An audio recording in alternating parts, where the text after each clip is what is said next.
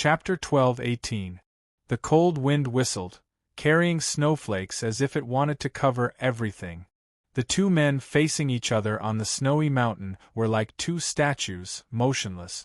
The father and son were facing each other, but there seemed to be a chasm under their feet that they could not cross. The two men looked at each other in silence. A son asked his father who he was. The answer to this question was not important. What was important was why this question existed. Awkwardness and suspicion spread between the two men. After a long while, Xiaozhang said, "Are you already suspecting me? I have never doubted you, but you want to force me down that path." Charlotte seemed to be in pain. "Tell me, are you my father? Is this answer important to you? Tell me." Charlotte roared. "If I said yes, would you still believe me? If I said no, would you believe me?" Xia Changhe's tone was still flat, without the slightest emotional fluctuation.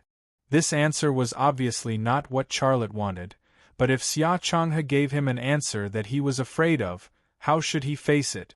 This was the situation. He wanted to know the answer, but he was afraid of the answer. "This question of yours seems very boring to me, and what you are doing now is also very boring," Xia Changhe said. "What do you mean?" "Rema Group, you are researching and manufacturing fighter jets and bombers for China.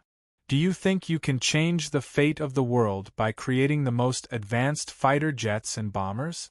As you can see, the Hellhound virus is spreading. Do you think your fighter jets and bombers can solve the problem? The whole world is researching a vaccine against the Hellhound virus. I believe that humans will survive this crisis," Charlotte said. Xia Changhe said, "Don't deceive yourself. If you believe that humans can develop a vaccine against the Hellhound virus, would you still build a paradise in this desolate place? You are building a refuge for your wife and children. You don't believe that humans can survive this crisis, but you want to convince me. Don't you think it's funny?" Enough. Charlotte lost control of his emotions again. "At least I know to build a shelter for my wife and child and think for them, but what are you doing? How many more things are you hiding from me? Tell me. You don't have much time left. Give up on those boring things. You have to become stronger. Only then will you have a chance of survival. You know everything, don't you?" Xia Lei probed. This time, Xia Changhe did not evade the question. He nodded. "Yes, I know everything. It is also for this reason that I have to do these things. You're always acting on your emotions. Your love for those women and your love for Hua Nation is childish and stupid in my eyes. You have more important things to do, because this is your destiny." Mission? What mission? Charlotte had always been concerned about his destiny, which was getting closer and closer to the end of his life. He had never felt that he had any mission. If he did, it would only be to help China become stronger, so that his wife and children could live the rest of their lives without worry. That was all. "Your mission is..." After a moment of silence, Xia Changhe said, "Your mission is to unlock the secrets of the World Box and the Crystal Skull. But you can't do it with your current ability. You have to become stronger." This was the second time he said that he wanted Charlotte to become stronger. The World Box, the Crystal Skull, and even the AE capsule, these were all mysteries that Charlotte wanted to solve even in his dreams.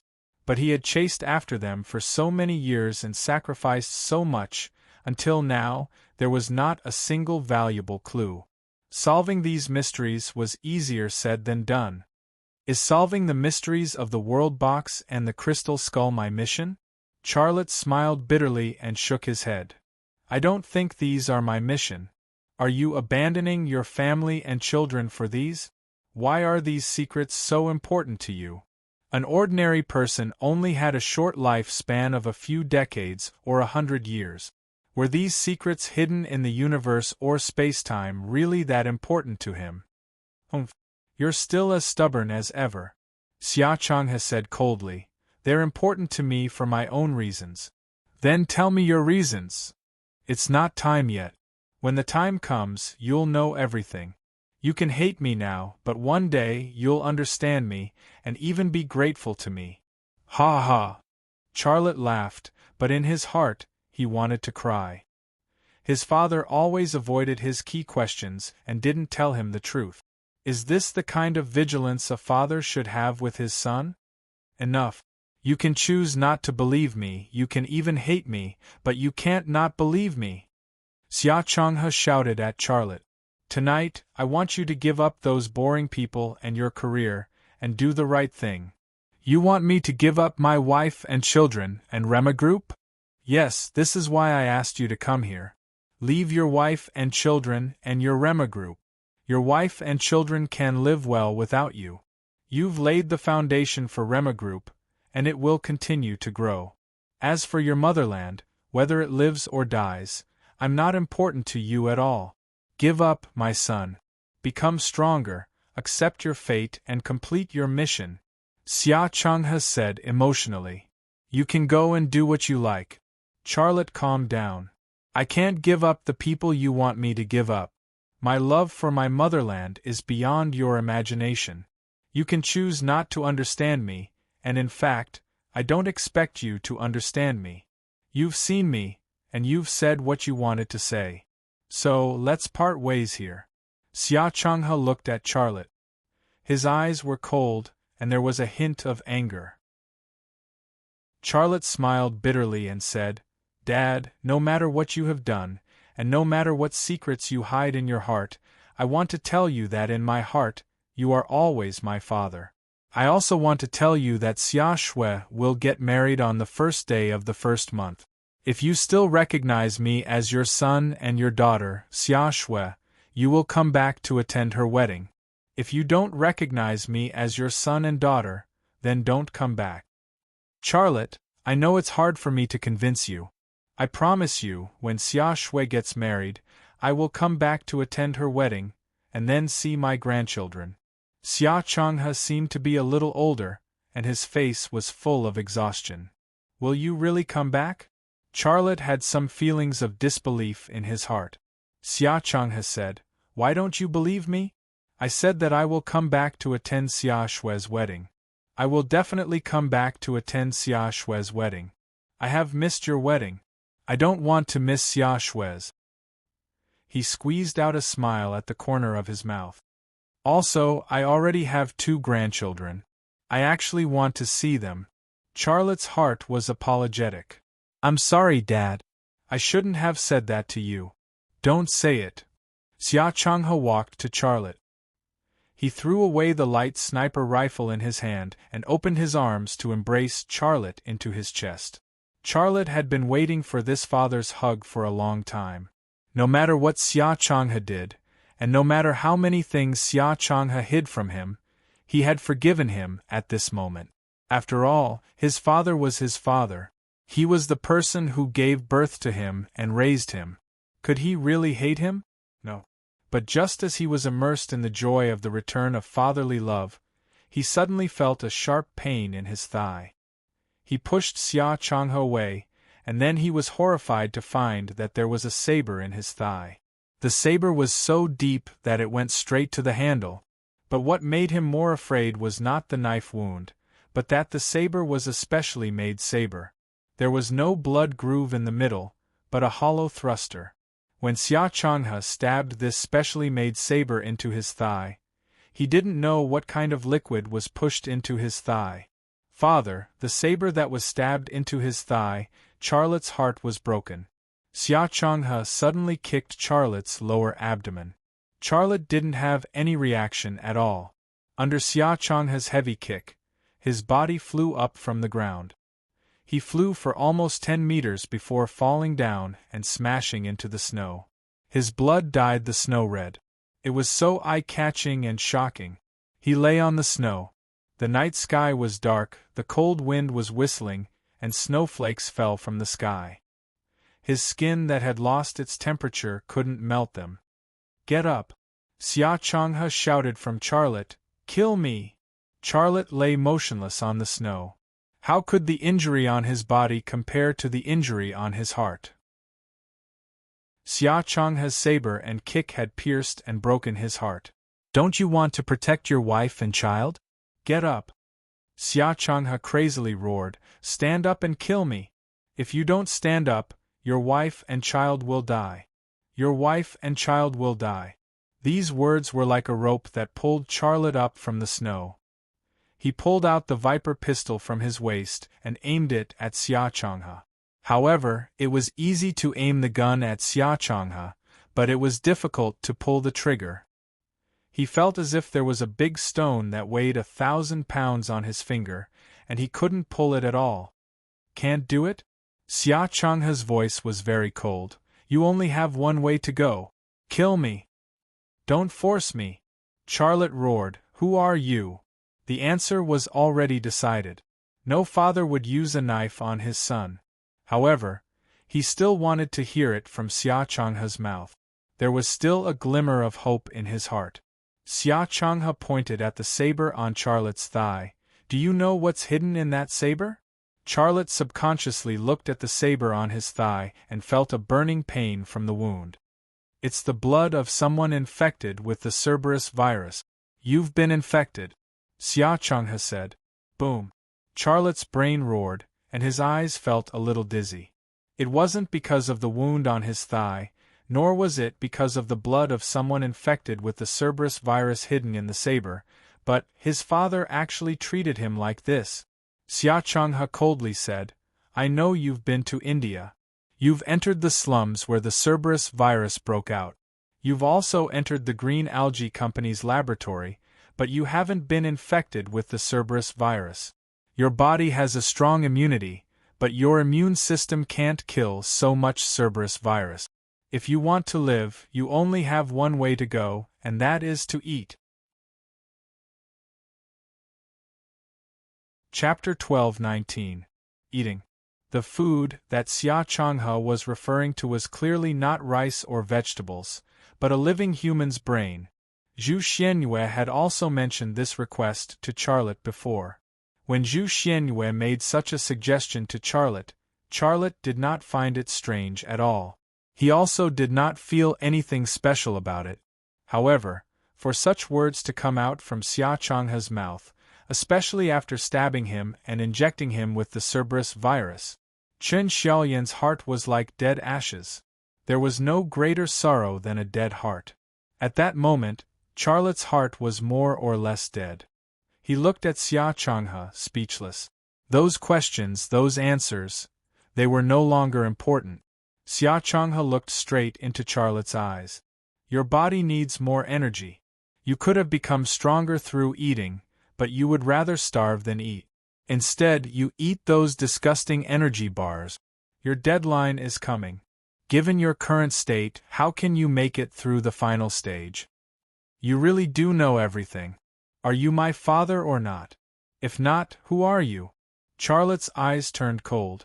Xia Changhe did not answer Charlotte's question. His gaze moved to Charlotte's right leg and he said, You should be able to feel that burning pain now, right? That is the manifestation of the Cerberus virus spreading through your body. If you were an ordinary person, you would have gone crazy by now. However, you are not an ordinary person. Your immune system can still resist for a while. If you do not make the decision to eat, you will be completely infected and go crazy.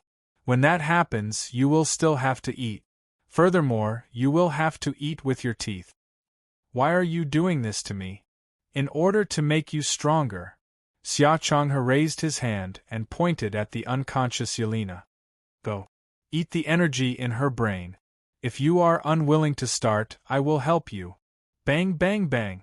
Charlotte suddenly fired. 3 bullets shot out from the Viper pistol, but none of them hit Xia Changhe. All of them hit the ground in front of Xia Changhe. The bullets drilled into the snow, leaving 3 white holes. Trash. Xia Changhe's lips curled into a disdainful smile. You hate me, you want to kill me, but you can't do it. In your current state, how are you going to get through the last stage? You need power, you need time. Only then can you decipher the secrets of the world box and the crystal skull? Don't you understand? This is the only way. He pointed at the unconscious Yelena again. Go eat her. A burning pain spread throughout his entire right leg. Charlotte clearly felt that he was losing control of his right leg. The mysterious energy in his body was resisting and killing the invasion of the Hellhound virus. However, the Hellhound virus was splitting too fast. It couldn't resist at all, let alone kill it completely. If this continued, it wouldn't take long before the virus spread to his internal organs and even his brain. He would be doomed. However, to eat Yelena, he couldn't do it even if he killed him. However, killing Xia Changhe? He couldn't do it even if he wasn't sure if Xia Changhe was still his father. After all, this man raised him and Xia Shui. Now, he faced the most difficult choice since his birth. On one side was his father, and on the other was a woman who was loyal to him and even willing to die for him. Who could he let die? However, if he didn't choose either, he would die. With such a triangular death, what choice should he make? The spreading sensation of the burning virus was getting stronger and stronger. His body was like a battlefield.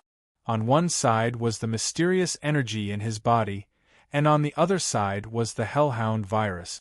The mysterious energy in his body was undoubtedly an elite warrior that could fight against 1,000 enemies. The Hellhound virus was a motley crew.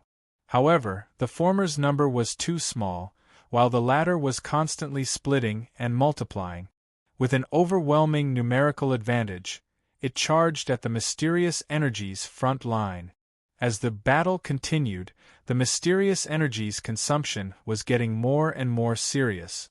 In his consciousness there was a strong signal to eat. He urgently needed to devour the energy in the brain of a living person. This desire was unprecedentedly strong. Don't persist. Do what you should do. Eat her, Xia Changhe said. His voice seemed to have a magical power. Charlotte walked toward Yelena. He lost control of his right leg and walked with a limp. Xia Changhe's mouth revealed a smile. Yes, this is the right thing to do. Eat her. Eat her. Charlotte walked to Yelena's side. He picked up Yelena. Then, he turned and walked down the hill. Xia Changhe suddenly froze for a moment and said in amazement, What are you doing? Charlotte looked back at him. I want to send her back. Don't stop me or I will shoot you. You don't have to come back for Xia Shui's wedding. I don't have a father like you, and she doesn't need a father like you. You stop. Xia Changhe walked toward Charlotte and wanted to stop Charlotte. Bang! A gunshot rang. A bullet hit the ground in front of Xia Changhe. Xia Changhe stopped. As Charlotte looked at him at the moment, he fully believed that as long as he took another step forward, the next bullet would definitely hit his body instead of the ground. Charlotte held Yelena and walked to Shangri-La. Although he was limping, his eyes were firm. He believed that he would be able to send Yelena to Shangri-La. Do you think you can walk away like this? Xia Changhe's voice came from behind. Charlotte didn't look back and didn't stop. Bang! A gunshot rang. Charlotte's body fell to the snow. Blood came out from his left leg. The bullet came from behind. The person who fired must be Xia Changhe. With a roar, Charlotte suddenly turned over and shot. Bang! A bullet tore through the snow and flew into the distance. Xia Changhe wasn't behind him. In just a second, he actually lost track of Xia Changhe. Bang bang bang! Bang bang bang! Charlotte pulled the trigger in a frenzy and roared, Why are you doing this? Come out! Ka ka ka! There were no more bullets in the Viper pistol. Charlotte's left eye finally caught sight of Xia Changhe's figure. He was already tens of meters away, standing behind a rock that was as tall as him. At that moment, people wearing snow camouflage suits suddenly emerged from the snow behind Xia Changhe. They held sabers and approached step by step. Charlotte suddenly shifted his gaze in another direction. There, more people wearing snow camouflage suits emerged from the snow.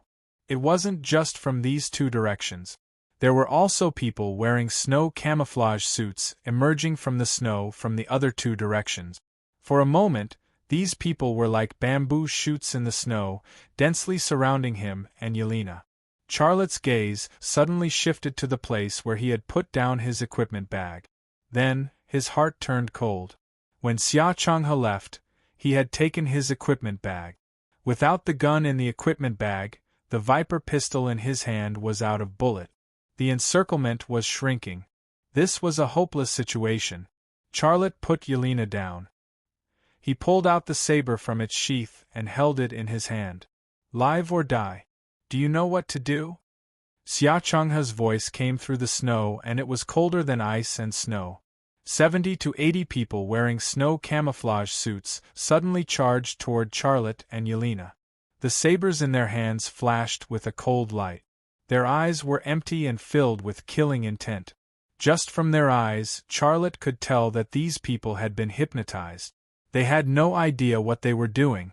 There was only one thought in their minds, and that was to kill him. A man wearing a snow camouflage suit sprinted over and suddenly stabbed the military knife in his hand at Xia Lei's neck.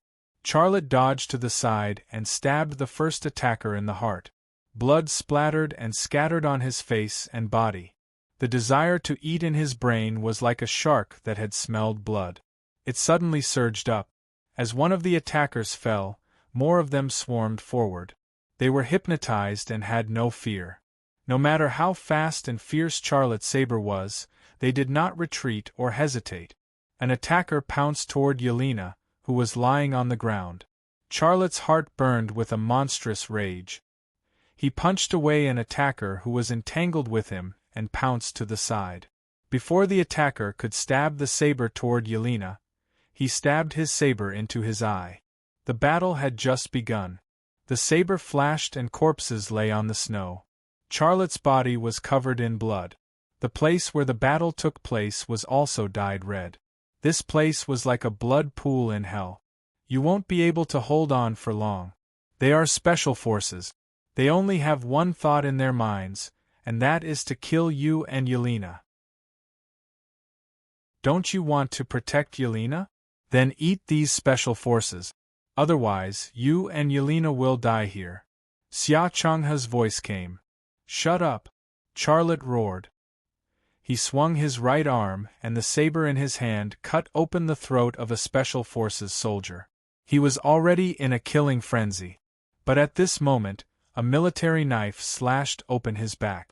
A burning pain came from his back. Blood gushed out and covered his back and legs. Charlotte turned around and stabbed the ambusher's heart. Then, he used his shoulder to knock the Special Forces soldier who attacked him from behind. If he hadn't been infected with the Hellhound virus, he could have taken care of these 70 to 80 Special Forces soldiers with just a saber. But the current situation was that the Hellhound virus was attacking his body in a frenzy. The mysterious energy in his body couldn't even be sustained by the Hellhound virus. It was in a precarious situation, let alone help him defeat these fearless Special Forces soldiers. Moreover, he not only had to protect himself under the siege of 70 to 80 enemies, but he also had to protect the unconscious Yelena. This was an impossible mission. A Special Forces soldier stabbed Yelena's lower abdomen. No, Charlotte roared like he had gone mad. Then, he threw the saber in his hand. Crack! The Special Forces soldier who stabbed Yelena was stabbed in the chest and fell to the ground. But more Special Forces soldiers rushed forward. In the next second, Yelena's corpse would be lying in the wilderness, unless a miracle happened. That miracle was Charlotte. Would he, who had been forced into a corner, be willing to become a demon for himself and Yelena's survival? 2 tears flowed from Charlotte's eyes, but they were instantly frozen into ice beads by the cold wind. All the mysterious energy in his body withdrew from the battlefield. The Hellhound virus flowed into other parts of his body like a tide, while the mysterious energy flowed into his brain. At that moment, his eyes turned pitch black, like the deep space of the universe that had lost the stars. Chapter 12:20. When the devil revealed his true colors, even the most ferocious beast would be reduced to food. And it didn't take much time, just a blink of an eye. The energy field of the mysterious energy was released. All the brain waves within the range of the energy field were captured, and all the brains were controlled in that instant. All the Special Forces soldiers quietened down. A second ago they were still ferocious, but now it was as if they had encountered a rapid cold wave of 100 degrees Celsius. They were instantly frozen into puppet. A Special Forces soldier who was about to stab Yelena with a military knife fell down. There was no wound on his body. Immediately after, another Special Forces soldier fell down. There was still no wound on his body, but there was no sign of life in his eyes. His eyes were also frighteningly pale. The energy in the brains was devoured one by one. Charlotte's brain entered an unprecedentedly active state. It felt like he had grown a pair of wings and was flying in the sky. It felt like he had slept with the most beautiful and proud woman in the world. It felt like he had obtained the most powerful power in the world. He was competent for everything and could win everything. Of course, these were all illusions, extremely beautiful illusions. But it wasn't that he had lost control. In fact, everything was under Charlotte's control. All this time, he had been controlling his appetite. He would rather eat energy bars than eat living human brains. After the mysterious energy in his body was completely awakened, it had always been in a state of hunger and had almost no development. Now, a large amount of energy was flowing into his brain. The mysterious energy that had always been hungry devoured the energy of predation. It multiplied and developed. Although the speed was much slower than the division and reproduction of the hellhound virus, the nature of the two was different. The former was just a rat in the gutter, while the latter was a divine dragon that could fly in the sky. This was just a metaphor, but it proved the disparity in strength between the two sides.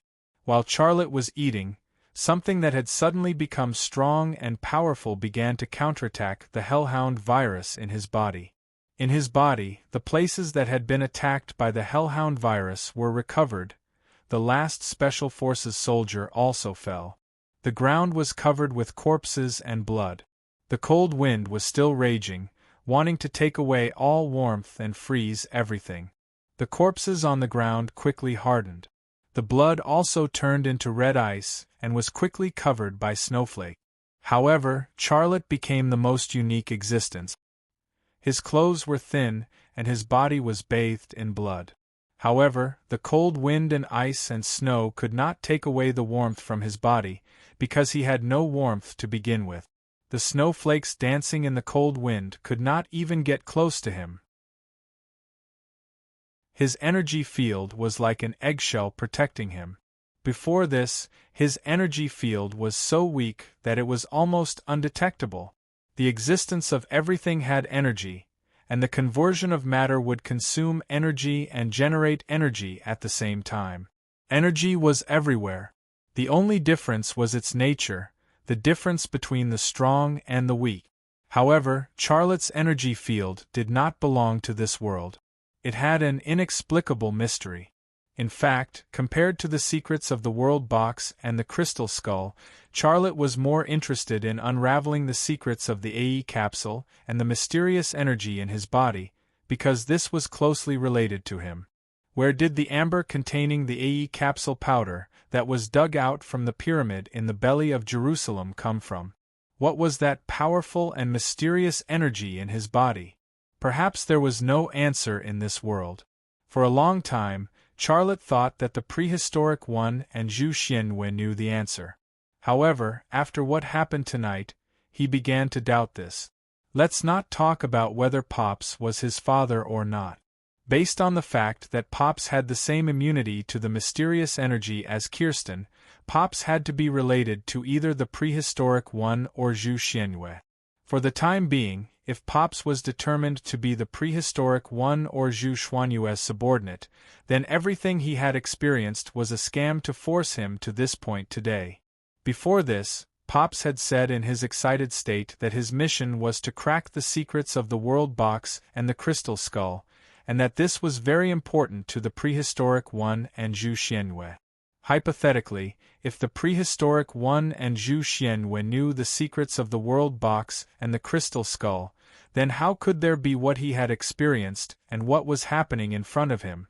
Was Pops or Zhu Xuanyue's subordinate, or was he just a piece of clothing between Zhu Xianwei and the prehistoric one? The answer could be obtained from Pops. Charlotte's eyes moved to the direction where Pops was hiding. The rock still stood quietly on the hillside, being blown by the wind and snow. His eyes instantly penetrated the thick rock and saw the scene behind it. There was nothing behind the rock, only white snow. There was not even a footprint. When he was eating, Pops still left. Pop's purpose had been achieved. Would Pops come back to attend Xia Shui's wedding? Obviously, he wouldn't. Tonight, the father and son turned against each other. When they met again, Charlotte didn't know if he could treat Pops as an enemy. After all, that man used to be his father and raised him. Before he crossed this hurdle, he couldn't treat Pops as the kind of enemy that would be killed quickly. This was the difference between humans and beasts. Humans had feelings. If a person didn't recognize his family and could hurt anyone, what was the difference between him and a beast? During this little time of thinking and observation, Charlotte clearly felt that the signs of the burning virus infection in his body had become lighter. The hellhound virus in his body was dying and was killed by the mysterious energy. The injury on his leg was also recovering at a very fast speed. The only trouble now was the bullet that hit his left leg. He had to deal with it before going down the mountain and leaving here. Charlotte picked up Yelena and put her in the leeward place again. Then he picked up a knife and prepared to cut the bullet hole in his left leg and pry out the bullet that was inserted into the muscle. When he was ready to do that, his eyes instantly locked on the bullet in the flesh. He also discovered that after tonight's crazy eating, his eyes had unknowingly fused. In the past, his left eye was X-ray vision, and his right eye was scanning and inputting data into his brain. Now, the abilities of his two eyes had completely fused and were no longer separated. Now, with a single thought, the image of flesh and blood appeared in his mind, without the slightest bit of separation or dampening. Charlotte glanced at the corpses on the ground and couldn't help but reveal a bitter smile. Was this a blessing in disguise? No, the hellhound virus had been eliminated and his abilities had become stronger, but he wasn't happy at all. On the contrary, the disgusting feeling of eating his own kind was getting stronger and stronger. Facing those corpses, he had wanted to vomit a long time ago, but he had been doing his best to hold it in. The sharp knife cut the bullet hole and pried out the bullet. Blood flowed out of the wound, wetting his thigh and the snow on the ground. But after a few seconds, the blood in the wound stopped automatically and no longer flowed out. His body's self-regulation and repair ability had also become stronger. This situation saved Charlotte the trouble of bandaging the wound. He carried Yelena and walked down the hill the way they came. But before he left the hill, Yelena suddenly woke up. After opening her eyes and seeing that she was being carried by a man, Yelena instinctively struggled. "It's me, don't be nervous," Charlotte said. "Boss, you." Only then did Yelena see that it was Charlotte. She immediately calmed down and stopped struggling. Charlotte put her on the ground. Yelena saw that Charlotte was covered in blood and the large number of corpses behind Charlotte. She suddenly opened her mouth wide and couldn't close it. "Let's go back," Charlotte said. "Wait." Yelena stopped Charlotte. "What happened? You were attacked and then I killed these people," Charlotte said. This was the simplest explanation he could think of. Yelena was obviously not satisfied with this explanation. "Boss, I received a message from my father to come here. How could there be a killer ambush here? Did you follow me here?" She said it very politely, but the meaning was the same. Are you following me? What she was worried about was not that Charlotte was following her, but that Charlotte no longer trusted her. Charlotte looked at her, the corner of his eyes inexplicably moist. "Boss, you." Yelena had never seen Charlotte so sad, let alone tears in the corner of his eyes. Charlotte smiled bitterly and turned his head to avoid Yelena's gaze.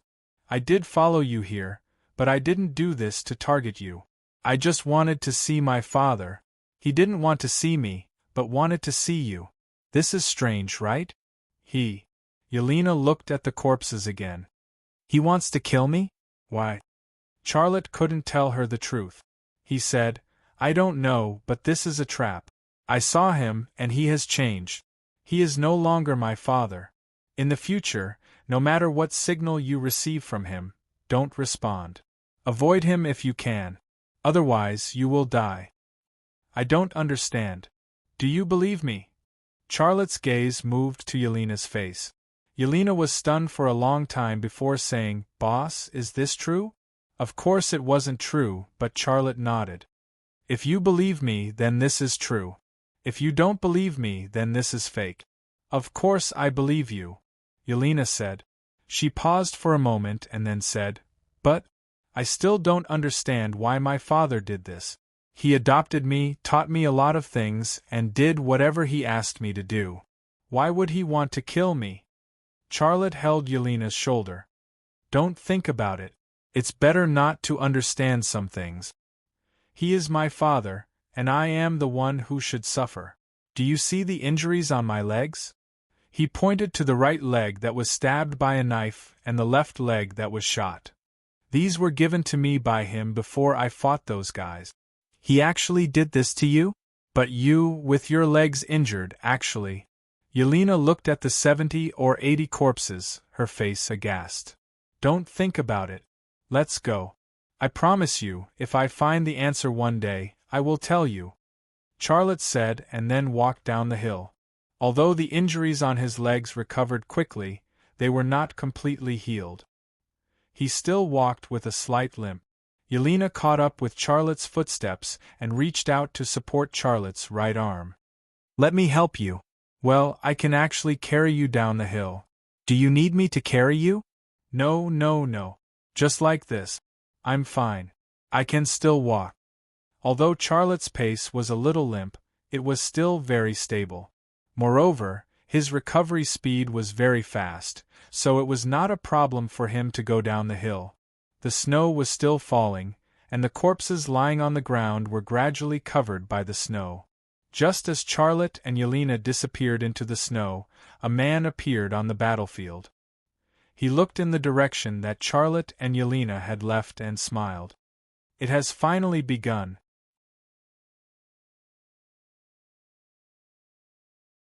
Chapter 12:21. When they returned to Xanadu, the sky had not yet brightened. It was the darkest time before dawn. I'll go wake up Qianjun and the others, Yelena said. No, don't wake them up. I'll go to Akiko Tsukino's room to take a shower and then rest, Charlotte said. Yelena revealed a meaningful smile. I'll take you to Akiko's room. Your arrival will surprise her. Don't let your imagination run wild. There's nothing between me and her, Charlotte said. Yes, there's nothing between you and Akiko. I believe you, Yelena said. She brought Charlotte to Akiko Tsukino's room and then left. Charlotte reached out and grabbed the door handle of the makeshift room, then opened the door and walked in. A cold light flashed from the roof, but when it was about to cut Charlotte's neck, it stopped. Charlotte let go of Akiko Tsukino's wrist that was holding the sword. It's me. You. Akiko Tsukino was suddenly stunned. Her hand loosened, and a katana fell from her hand to the ground. Then she threw herself into Charlotte's arms and hugged him tightly. Her soft body and charming smell made Charlotte feel a little better. Men fought on the battlefield and returned home with hostility and exhaustion. What they needed the most was the warmth and gentleness of a woman. Only the warmth and gentleness of a woman could melt the hostility and wildness of a man. In the next second, Akiko Tsukino tiptoed and kissed Charlotte's lip. However, her tongue soon tasted something salty. As someone who had killed countless people, she quickly realized that it was the taste of blood. She let go of Charlotte and put her foot on the wall. With a light snap, the lights in the room were immediately lit. Only then did Akiko Tsukino see Charlotte covered in blood and the wound on his leg. She asked in surprise, "What happened?" Charlotte smiled. "Can you take a shower here? I feel like taking a bath. If you rub my back, I'll tell you." Akiko Tsukino was stunned for a moment before she said, "Yes, there is a boiler here to provide hot water, but the bathing place is somewhere else. I can take you there. I want to wash here." Charlotte didn't want to leave this place. "I have a basin for washing clothes and hot water for washing. Are you sure you want to wash here?" Charlotte had already started to take off his clothes. Akiko Tsukino shrugged, then brought her large basin for washing clothes, and filled it with a large basin of hot water. Charlotte stepped into the basin and sat down. The hot water made his skin warm, which made him feel very comfortable. The sadness hidden in his heart and the disgusting feeling of eating people also reduced a lot. Before he took that step, he regarded it as a prehistoric beast, as an insurmountable boundary. But after his father forced him to take that step, he found that it was actually not as difficult as he had imagined. People were always willing to forgive themselves, and he was no exception. Akiko Tsukino squatted behind Charlotte, holding a towel to wipe the blood on Charlotte's back. She saw the eye-catching wound on Charlotte's back, and what surprised her even more was that the wound had healed by 40%. "What happened?" Akiko Tsukino asked Charlotte. She carefully wiped the blood around the wound. Charlotte told her what had happened, only hiding the part about him devouring the energy of living people's brains. This was a secret he couldn't say. Akiko Tsukino was silent for a long time before she said, "I can't see my father in the future, and I can't respond to his signal?" Charlotte nodded. "Yes, he has nothing to do with me anymore. If any of you want to follow him, I won't stop you." Akiko Tsukino suddenly stretched out her hands from under Charlotte's armpits and hugged him tightly. "Don't say that. You know, I belong to you. My body, my heart, everything I have belongs to you. I'm willing to die for you." She was a woman who loved and hated to the extreme. She was willing to kill her Yagyu Kenichi for Charlotte, and she was also willing to cut off contact with her father for Charlotte. This was not a multiple-choice question for her. Her father had set a trap to kill Yelena, and Charlotte had suffered such a serious injury. In her heart, he was already an enemy. As long as Charlotte was willing, she would slash Xia Changhe with a knife, if Charlotte was willing and gave her such an order. She was such a woman, and she could really do it. Xiaolei reached out and pulled her over, then pulled her into his arms. The water in the basin splashed out, but who cared? "You're injured and you still want to." Akiko Tsukino was inexplicably nervous. After all, Charlotte hadn't touched her for a while. Xiaolei smiled. "This injury is nothing. Are you willing to accept it?" Akiko Tsukino bit her lip and nodded. Charlotte leaned down and kissed her lip. Akiko Tsukino wrapped her arms around Charlotte's neck and responded with a wild response. Splash, splash, the water in the basin rippled and splashed on the floor. Akiko Tsukino's pajamas were also wet, sticking to her delicate skin. Her beautiful curves and scenery were exposed to Charlotte's vision. Charlotte stood up and carried her to her bed. "I'm yours. You don't have to pity me," she said. Charlotte put her on the bed and pressed her down. He wasn't going to be polite. He needed to vent. He needed to replace the sadness and fear in his heart with the pleasure of doing it to his heart's content. The light of dawn dispelled the darkness. The sounds in the makeshift house finally stopped and peace was restored. In the open space outside the door of the makeshift house, Yelena, Angumi-kan, Sayamu, Alessio, and Erdamu stood quietly on the open space, staring at the makeshift house. There were also 4 female knights. They were on the other side. They had also received Yelena's notice, and were waiting to welcome Charlotte. They also found out about what happened last night from Yelena.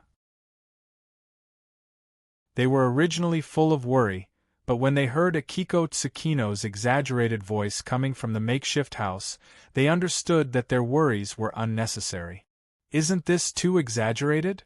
Sayama wiped his forehead. It's been 2 hours and Akiko hasn't stopped screaming. She's probably taking medicine?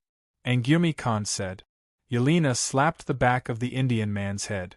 You monkey, what nonsense are you talking about? Do you think it's you?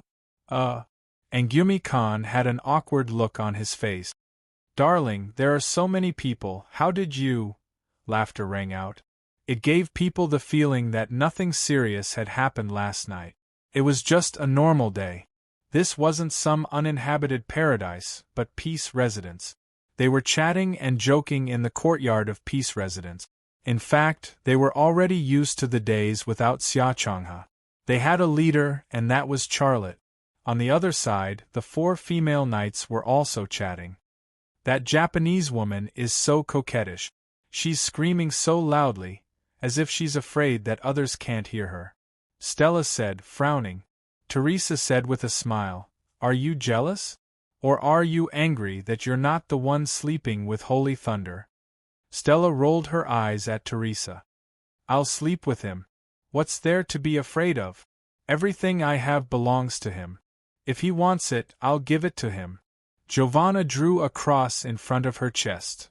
May the Lord forgive our mistakes and forgive our sins.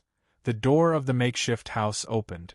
Akiko Tsukino, dressed in a traditional Japanese kimono, walked out from behind the door. Then, she reached out and closed the door. Yelena walked up. Where's boss? He's still sleeping. Let's not disturb his rest. Akiko Tsukino said. Yelena smiled bitterly. Just now, you guys clearly. Akiko Tsukino looked serious. We didn't do anything. Alright, you guys didn't do anything. Yelena shrugged. You guys can go now. Wait for boss to rest before you come back to see him. Angumi-kan had a smirk on his face. Yeah. After plowing for so long, even a cow would be exhausted. But the fields are fine. Right, Akiko? Akiko Tsukino's almond-shaped eyes widened. Do you want to be stabbed? Angumi-kan smiled. Well, pretend I didn't say anything.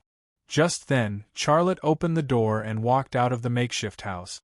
He yawned and said, You guys are making so much noise outside that I can't sleep.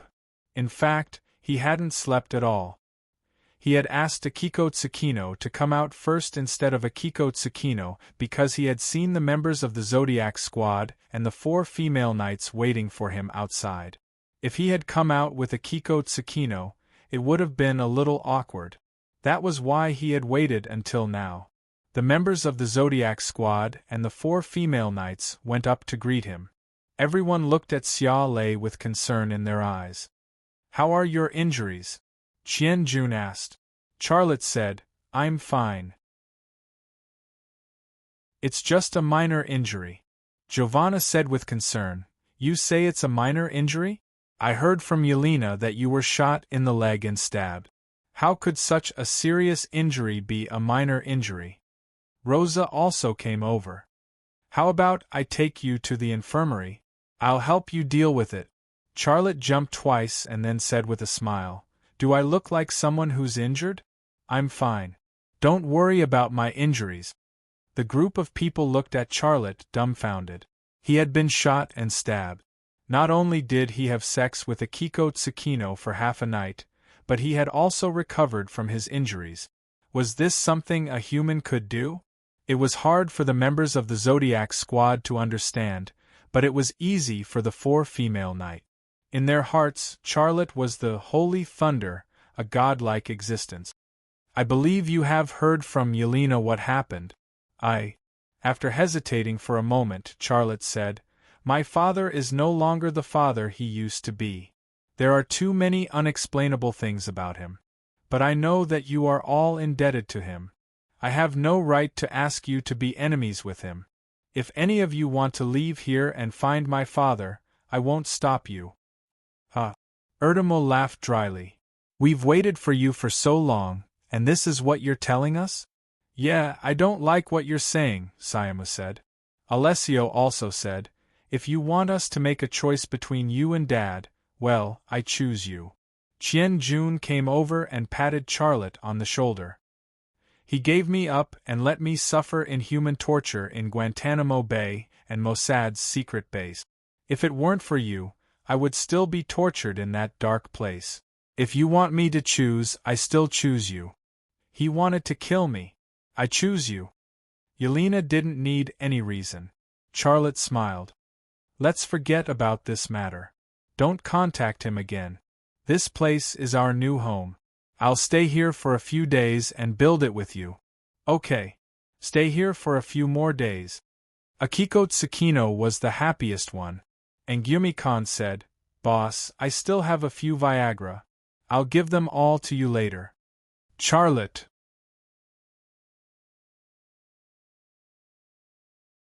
Chapter 12:22. Every day, a large number of supplies were flown from the outside world to Shangri-La. There were also workers selected by the Rescue Society who knew construction technology, who also took the transport plane to Shangri-La. This place was changing every day. After all, with $10 billion invested, even a barren mountain would become a mountain of flowers and fruit. The purpose of Charlotte's staying was to prevent his father from hurting the other members of the Zodiac team. Another purpose was to build the brain of Super Xiaoqian. In the United States, the Kami system had a powerful brain in the CIA headquarters, which was the spherical electronic device. It was a combination of servers, supercomputers, and artificial intelligence, which was equivalent to the brain of the Kami system. Up until now, Super Xiaoqian was just a ghost wandering directly in the internet. She did not have any hardware that belonged to her. This was actually the reason why she could not win against the Kami system in the United States. Therefore, he wanted to build a super brain for Super Xiaoqian, and the location was Shangri-La. On the second day after Charlotte stayed in Shangri-La, a Yun-20 transport plane loaded with the equipment and spare parts needed by Charlotte landed on the temporary runway of Shangri-La. Giovanna directed the workers of the Rescue Society to unload the goods from the plane and then transfer them to a cave at the bottom of a valley. It was a natural cave, cone-shaped, 200 meters deep into the mountain, enough to withstand a nuclear bomb-level attack. It was discovered by the Thousand Army Hunt. It was originally intended to be used as a shelter in the event of an air raid, but now Charlotte wanted it to be Super Xiaoqian's house. The ground had been cleaned by the workers and paved with self-leveling cement. It was sky blue, neat and beautiful. More than a dozen forklifts transported the equipment and spare parts needed by Charlotte into the cave and unloaded them into an oval space at the bottom of the cave. Charlotte entered the cave accompanied by Giovanna of the Gray family and Teresa of the Russo family, preparing for a week of seclusion to build a hardware brain for Super Xiaoqian. After the workers of the Rescue Society left, Super Xiaoqian was projected from Charlotte's wristwatch. She turned into a big-breasted female general and walked in front of Charlotte, Giovanna, and Teresa. She wore a short summer skirt and a white military-style shirt. Her perky breasts propped up the shirt on her chest, giving off a feeling that the buttons would collapse and escape at any time. Her plump buttocks gave off an incomparably tantalizing sense of flesh, and it was also fully stretched out by the short green skirt. A pair of snow-white long legs stretched out from under the short skirt, delicate and beautiful. Her black high heels stepped on the sky-blue self-leveling floor, but there was no sound, and there was a kind of sexy feeling that made one's heart itch. Super Xiaoqian didn't care about Giovanna and Stella's surprised looks. She said as she walked, "Master, is this my home?" "Yes, this will be your home," Charlotte said. "Sky-blue Mediterranean style." Not bad." Super Xiaoqian said, "It's just that the signal here is too weak, including the signal from the base outside. The signal here can't support my computing power at all. Unless I'm here to rest, I can't treat this place as my base. It's like playing online games. A 100 megabyte internet speed can definitely kill a 1 megabyte worm, and this place will make me that poor worm." Charlotte said, "Don't worry. When it's built and we go back, I'll buy a satellite that belongs to you and launch it into space." It will only provide services for you. A satellite that belongs to me? Is that enough? Enough. Enough. Super Xiaoqian turned around and pounced at Charlotte, wanting to give him a hug. However, as soon as Charlotte walked into the area where there was no signal, her figure suddenly disappeared. It was quiet. There was no sexy and disturbing female general, nor was there a white sheep that made people not know whether to laugh or cry. Only then did Giovanna find a chance to speak. Is she our comrade in the virtual world? Charlotte laughed. Yes, she's called Super Xiaoqian. She's very powerful.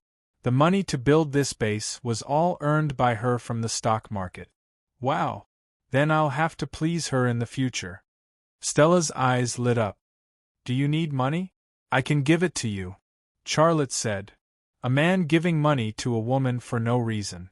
Stella revealed a mischievous smile. What do you want?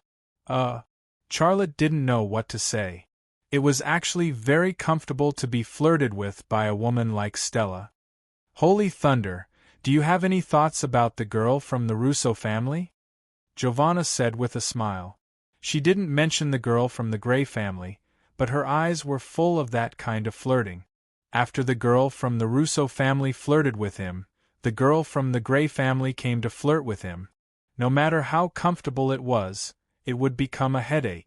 Under the eager gaze of the two female knights, Charlotte hurriedly changed the topic. By the way, is the proxy war still going on? Is the money I gave you enough? If not, I'll give you more. A trace of disappointment flashed in Giovanna's blue eyes. You killed Yen, Fo and Augustman in India, and the leader of the FA organization didn't show up. The FA organization is now in name only. It's no longer a threat to us. Stella said, I'm afraid the leader of the FA organization doesn't dare to show up. He knows you want to kill him. The situation now is that the mercenaries and killers in Mexico are killing people indiscriminately. They kill some drug dealers and people related to the FA organization to cheat our money. We've been wanting to ask you for your opinion on whether we should stop this proxy war. Holy thunder, now that you've brought it up, please give us an opinion. Charlotte didn't even think about it and said, then stop it. If we keep fighting, it will become killing innocent people. Giovanna said, I've calculated that there's about 80 million left of the money you gave us. I'll transfer it to you when we go back. Charlotte said, you don't have to transfer it to me. You can divide it into 4 parts. Each of you will take 20 million and buy whatever you want, jewelry and clothes. What kind of jewelry and clothes cost $20 million? Giovanna and Stella were stunned on the spot. There was no woman who didn't like a generous man, and Charlotte was the man who stood on top of the world in this respect. Holy thunder, you are the god of the Rescue Association. We are loyal and serve you. We don't need your money. We only need your trust, tolerance, and love, said Giovanna. Charlotte smiled awkwardly. How many times do I have to tell you before you are willing to believe me? I'm not a god at all. I'm just an ordinary person. Stella suddenly reached out and pinched Charlotte's thigh. She used a lot of strength and didn't seem to be joking. Charlotte looked at her in surprise. Well, what do you want to do? Stella said, you said you were an ordinary person. Yelena said that your leg was seriously injured by a gun and a knife. It would take an ordinary person 1 or 2 months to recover, but you could jump the next morning. Now I pinched you so hard, but you didn't react. And when I touched your skin, there were no scars at all. Do you dare to take off your pants and show us? I bet your skin must be as smooth and delicate as a baby's. Take off my pants and show them? Charlotte smiled bitterly. Of course, he wouldn't do that, but he didn't know how to explain it. However, he knew that what Stella said was true. In just 2 days, not only had his wounds healed, but there wasn't even a scar left. After eating a lot, his extraordinary immunity had improved to a higher level, and even his body had the ability to repair itself. So serious gunshot and knife wounds didn't even leave a scar. If this was the standard of a god, then he really could be considered one. In such a situation, could he say that Stella was wrong? However, it was absurd to be worshipped and served as a god just like that. Just as Charlotte was feeling confused, Giovanna suddenly reached out and grabbed his other thigh. She even pinched it and then said in surprise, "Ah, it's true. There's no scar at all." Giovanna's hand moved up quietly. Charlotte hurriedly jumped out from between the two women. Okay, you can think whatever you want, but don't touch me anymore. You've been in China for a long time. You should know that there are differences between men and women, right? You can't touch me randomly.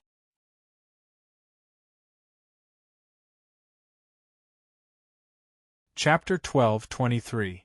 Giovanna and Stella didn't seem to hear what he said. The two women looked at him with eager eyes, full of piety and respect, and even a little religious fanaticism. This was the first time Charlotte had seen such eyes. The two women's eyes gave him a headache because he knew what it meant. They were really treating him like a god. Well, let's get to work. Charlotte diverted the two women's attention again. Can you help me open the box and take out everything inside? We can do anything for you. Giovanna looked at Charlotte with her eyes shining. So, you don't have to be polite with us. Charlotte shrugged and didn't say anything. He just buried his head in his work. Giovanna and Stella also got busy. They pried open the box with a crowbar, then moved out the equipment and parts inside and sorted them. This was all physical work, and the temperature in the cave was almost 20 degrees. They soon became tired and sweaty. It's so hot. Giovanna wiped the sweat off her forehead. Then, she unzipped her winter suit and took it off.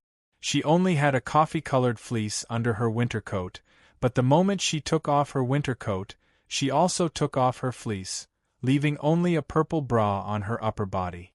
The big breasts unique to Italian women were proudly exposed in the air. The towering, snow-white mountains trembled and seemed ready to come out.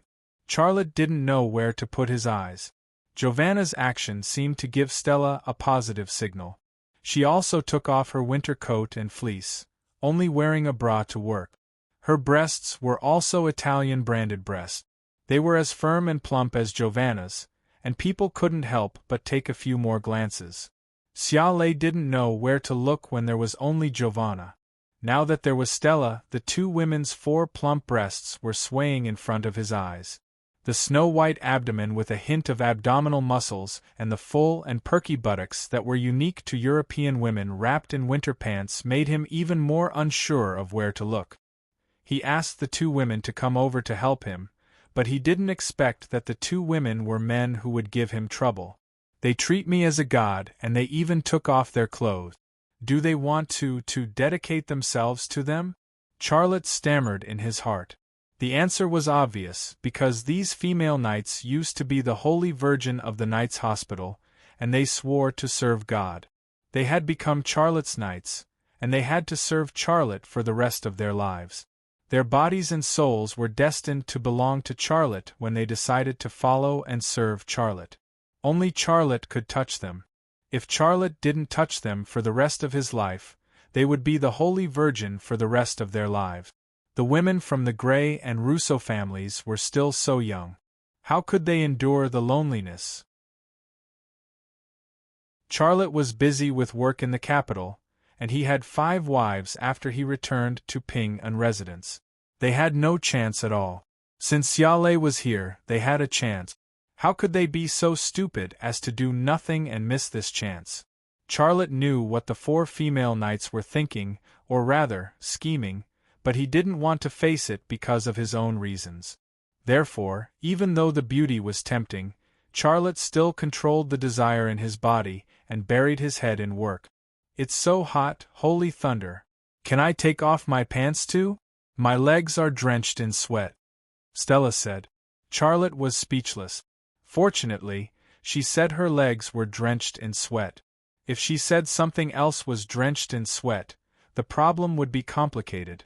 It can't be, is it that hot? Charlotte said as he worked. But during this process, Stella suddenly pulled down her winter pants and casually threw them on a wooden box.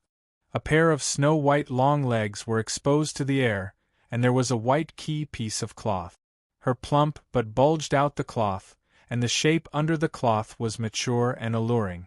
Charlotte was speechless to find that the sweat did wet some places, but they were the places that shouldn't be wet.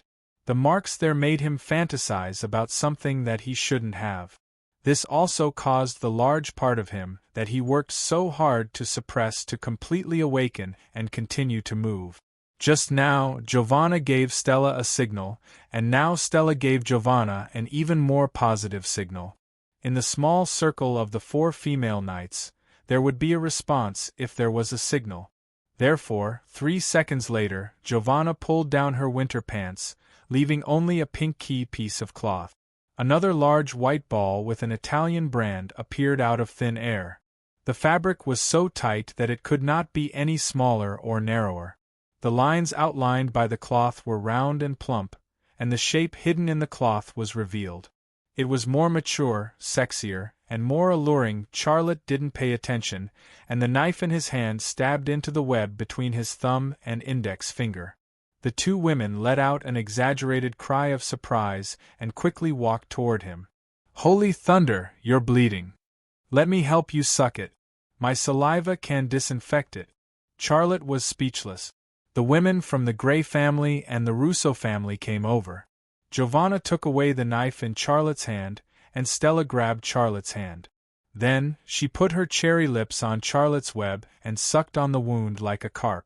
She really wanted to use her saliva to disinfect Charlotte's wound, even though she knew that it was meaningless. Charlotte was nervous. He wanted to refuse, but he couldn't say the words, and he couldn't even move his body. His weakness had never changed. He would almost never refuse a woman, especially a woman who was good to him. He waited bitterly for the 2 female knights to finish taking care of him. Every second was torturous for him, because not only did he have to face Stella's mouth, but he also had to face Giovanna's touch. "Now, holy thunder, why are you sweating so much? Let me help you wipe it." Giovanna's voice was very gentle. She reached out to wipe Charlotte's sweat. Her movements were very gentle. In fact, not only was she gentle, but she was also very skillful. Her hand rubbed from Charlotte's cheek to his neck, and then from his neck to his chest. A strange feeling came, as if there were many caterpillars crawling on his chest. Being disturbed and stimulated like this, the desire in Charlotte's body had already turned into a stupid riot. That burning desire made his mouth dry, and he couldn't help but want to do something to these 2 Italian beauties. He was very strong, and he didn't cross the line even half a step. But when Giovanna's hand rubbed on his abs, and she had the intention to continue downward, he couldn't help it anymore. Okay. I'm fine now. Thank you." Charlotte escaped from between the 2 female knights again. His face was red, as if he had drunk a little. "Is this the end?" "It's not like that." The 2 female knights seemed to have a wonderful telepathic connection, and they walked toward Charlotte together. Their eyes were very firm, and there was enough piety and passion in them. They had received religious education from the Knights Hospitaller since they were young, and the ideas they accepted were different from other women. They believed that Charlotte was the Son of God they would follow and serve for the rest of their lives. They had already made a certain decision, and they couldn't stop. In the world of religion, there was never a lack of fanatical beliefs, and there was never a lack of believers who would sacrifice themselves for their belief. Giovanna and Stella happened to be such believers. Charlotte quickly retreated under a stone wall of the cave, and there was nowhere to run. The 2 female knights were still approaching step by step without the slightest hesitation. Charlotte smiled bitterly and said, "Calm down. Believe me, you're just impulsive." Giovanna said, "No, we've been thinking about it for a long time. We've also discussed it. We're your knights, and our bodies, souls, and our beliefs belong to you. In this world, no man can touch us except you. We're still young girls. Do you have the heart to do that?" Charlotte was speechless. "Holy thunder, if you can be with that Japanese woman, why can't you be with us? because we can't do anything without her." There was a tinge of sadness in Giovanna's eyes. Her gaze was mixed with a burning desire that could melt even the strongest man. Charlotte's heart softened. He knew his place in their hearts, and he also knew what kind of role he played in their lives. If he didn't touch them, they wouldn't let other men touch them. They would be lonely until they died, never knowing what it was like to have sex. They were still so young. Wasn't this too cruel for them? Just when Xia Lei's heart softened and he was hesitating, Giovanna bravely gave him a headbutt. Then Stella gave him a sideways button-down. With his back against the stone wall, he was immediately surrounded by 4 soft and supple arms, unable to escape. The 2 women's breaths were warm and fragrant, curling around his face and neck. That feeling was ticklish, making his heart itch unbearably. "Holy thunder, our Son of God, do to us what you did to that Japanese woman," said Giovanna. Her voice was trembling, and her cheeks were blushing. "Our Son of God, do you know? I dream of you touching me and giving me the most intense love. After receiving your love, our hearts and beliefs will be sublimated. Want me, I'm ready to dedicate myself to you." Stella's voice was also trembling slightly. She was very excited, and she couldn't suppress it. Although they had received that kind of training in the Knights Regiment, it was only theoretical after all. They didn't have any real experience, so it was inevitable that they would be nervous and shy. But the more they were nervous, the more they wanted to give themselves to the Son of God in their hearts, so that their hearts and beliefs could be sublimated. Charlotte couldn't stay calm anymore. He was a man, and an extraordinary man with exuberant needs. He wasn't iron, nor was he a stone. The 2 female knights had already done so much. If he still pretended to be aloof and rejected them heartlessly, then he would really be a cold stone, unworthy of their loyalty and service. Just as they were looking at him, waiting for him to make a decision, he suddenly reached out and hugged their slender waist. Then, he kissed Giovanna. Giovanna moaned and closed her eyes excitedly. Happiness came so suddenly that she couldn't think. She only mustered up the courage to respond when Charlotte pried open her teeth. After kissing Giovanna, Charlotte kissed Stella. The 3 of them were entangled together, but just as Charlotte picked up Giovanna and put her on a box, he suddenly heard footsteps. "Someone's coming." Charlotte hurriedly dodged. Giovanna instinctively jumped down from the wooden box. She hurriedly pulled up the little dress that was pulled down, and then nervously looked at the cave passage. Stella was even more timid. She even hid under the wooden box. Like a sniper, she peeked out a little bit of her vision to peep, while she hurriedly tidied up the little things on her upper body. "Quickly put on your clothes. Why are you hiding?" Charlotte was also very flustered, but his reaction was the fastest. He quickly walked toward the passage. The 2 female knights came back to their senses. They hurriedly picked up the winter clothes on the ground and put them on. It was Qian Jun who entered the cave. Before he entered the space at the bottom of the cave, he was stopped by Charlotte. "Oh, Qian Jun, what's the matter?" Charlotte laughed. Qian Jun said, "I received a signal from my dad, so I came to talk to you. Let's talk as we walk." Charlotte didn't wait for Qian Jun to look inside and said as he walked out, "Where are you going?" Qian Jun looked a little strange. I'm going to relieve myself. Damn, there isn't even a toilet in this place. It's suffocating me," Charlotte said. "Qian Jun, the passionate and romantic thing didn't happen because of Qian Jun's appearance. Why is that Qian Jun so annoying?" Stella complained as she put on her winter pant. "He barged in at the most critical moment. I saw holy thunder almost enter. If it wasn't for that guy Qian Jun, you would have become Holy Thunder's woman."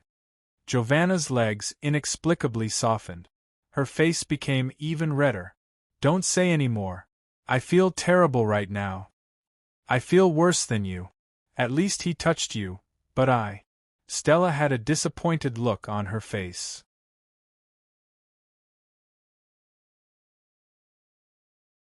Chapter 12:24. Giovanna patted Stella's butt and laughed. Don't worry, we've made a good start. Although we didn't succeed this time, we'll definitely succeed next time. Yes, Holy Thunder will love you. Screw you. Holy Thunder put you on the box, not me. You don't know how coquettish you looked at that time. Oh my God, you're jealous of me? Oh no, you're jealous of the order? I'll be jealous? Haha. You're funny. Stella blushed. You don't have to be like this. Are you worried that Holy Thunder can't do it? You idiot, he's the Son of God. He has the ability to satisfy everyone. Have you forgotten? He has 5 wives and we only have 4. Screw you, what are you talking about? Shameless. The 2 Italian women were talking in Italian in the cave. At this time, Charlotte and Chien-June hadn't walked out of the cave yet. The voices of the 2 Italian women came from the cave. Charlotte heard them, and so did Chien-June. Chien-June, who knew a little Italian, couldn't help but laugh. Charlotte was embarrassed to death. However, he pretended that nothing had happened and walked with his head down. After walking out of the cave, the temperature outside suddenly dropped.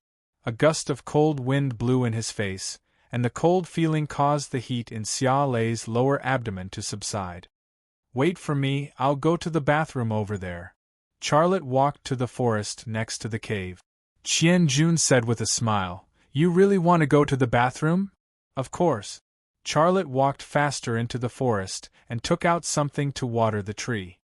He couldn't help but think of Giovanna and Stella's bodies again. The water column suddenly became straight and poured farther.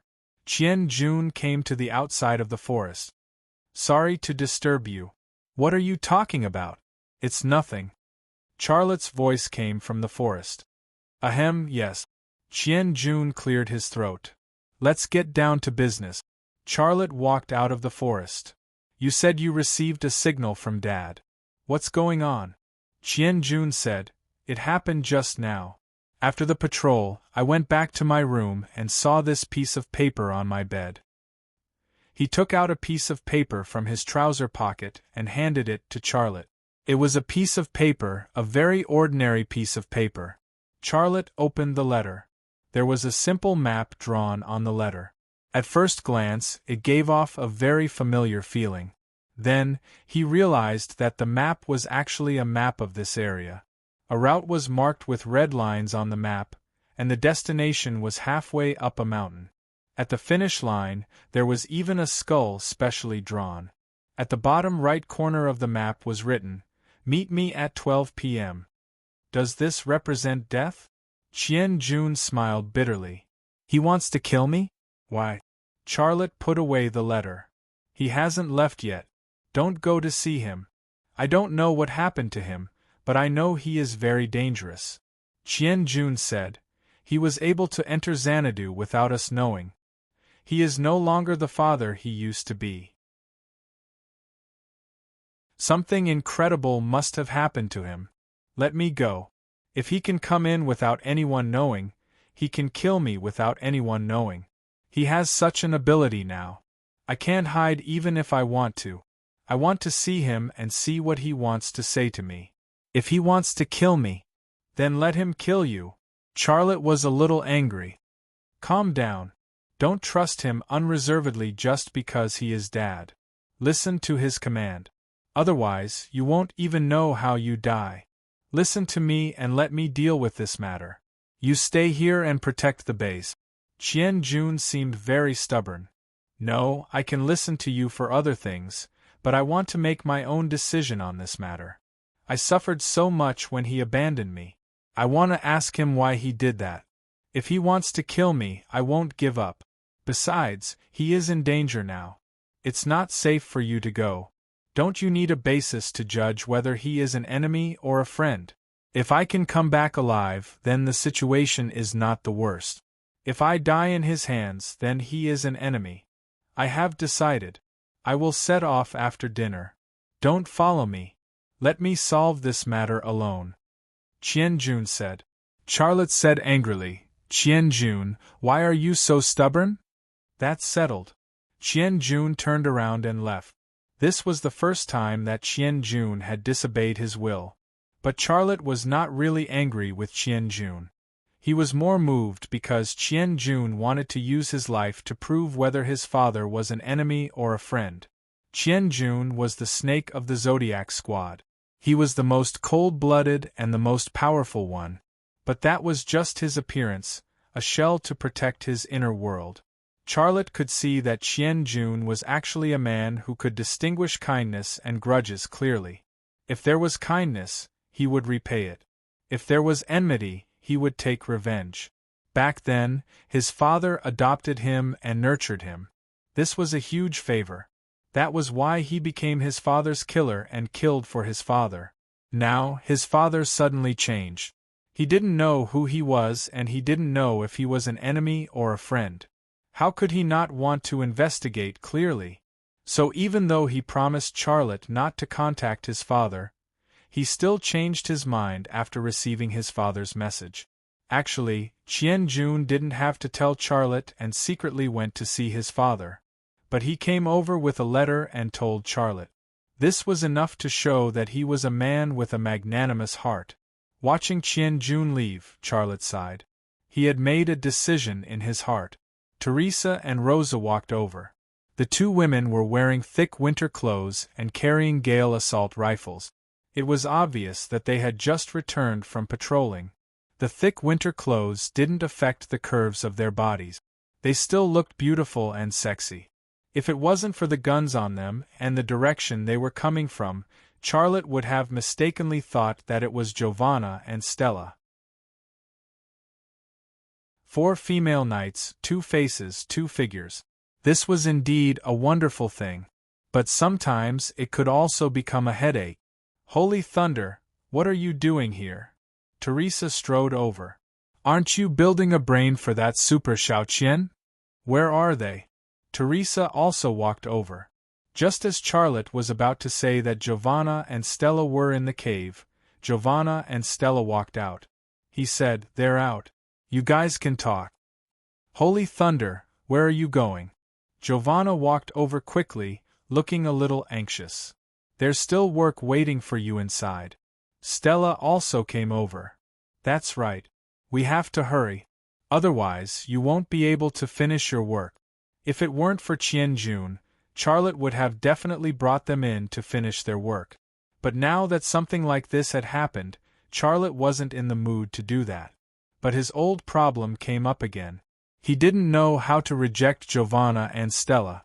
At the same time, he also understood Giovanna and Stella's feelings and need. They had already done so much. They were only one step away when Qian-jun suddenly came. It was normal for them to want to start all over again. Just as Charlotte was at a loss, the 4 female knights had already finished communicating with their eyes. They were twin sisters and had a special telepathic connection with each other. If something happened, 1 or 2 glances and a few seconds of observation were enough for them to understand. "Let's go help too," Rosa said with a smile. "Yes, let's go help too." Teresa's face was also filled with an excited smile. "Anyway, our patrol mission has already been completed. There's nothing else to do." Giovanna held onto Charlotte's arm. "Holy thunder, let's go. We have to finish building Super Xiaoqian's brain as soon as possible." Charlotte braced himself and nodded. "All right, let's get to work." The 4 female knights secretly exchanged glances, each of them unable to contain their joy. The cave was very quiet. The air seemed to still be filled with the smell of female hormones. "Rosa, Teresa, you've just arrived. Let me explain it to you. You just need to open up those boxes and sort out the instruments and parts inside." Xia Lei instructed them with a serious expression. Just as he finished speaking, Giovanna suddenly burrowed into his arms. She hooked her arms around his neck and kissed his lip. Without any plot foreshadowing, it was the climax right off the bat.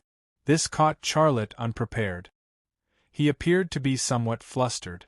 The other 3 female knights rushed forward. From the left, right, and back, Charlotte instantly turned into a beauty tree. For beauty fruits grew out of his body. His clothes were ripped open. His belt was untied. Everything else was pulled down. The scene suddenly became chaotic and out of control. Charlotte did not know who to deal with, but he knew that his body was covered with lip marks. A few minutes later, Giovanna sat on that wooden box again. She held onto the wooden box, nervously and excitedly waiting for the arrival of that happy moment. The other 3 female knights were also very nervous. They were like vines on Charlotte's body.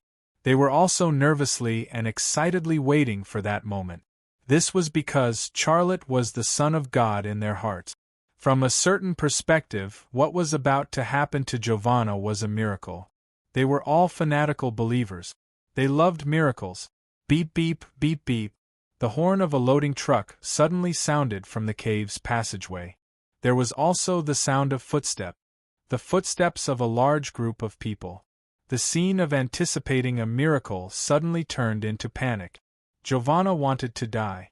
But she immediately jumped down from the wooden box and pulled up the pitiful amount of fabric that had been pulled down.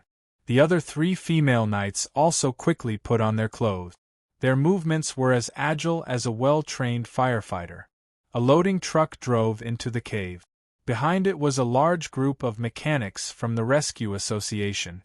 Why did this kind of thing that made people want to bang their heads against the wall always happen?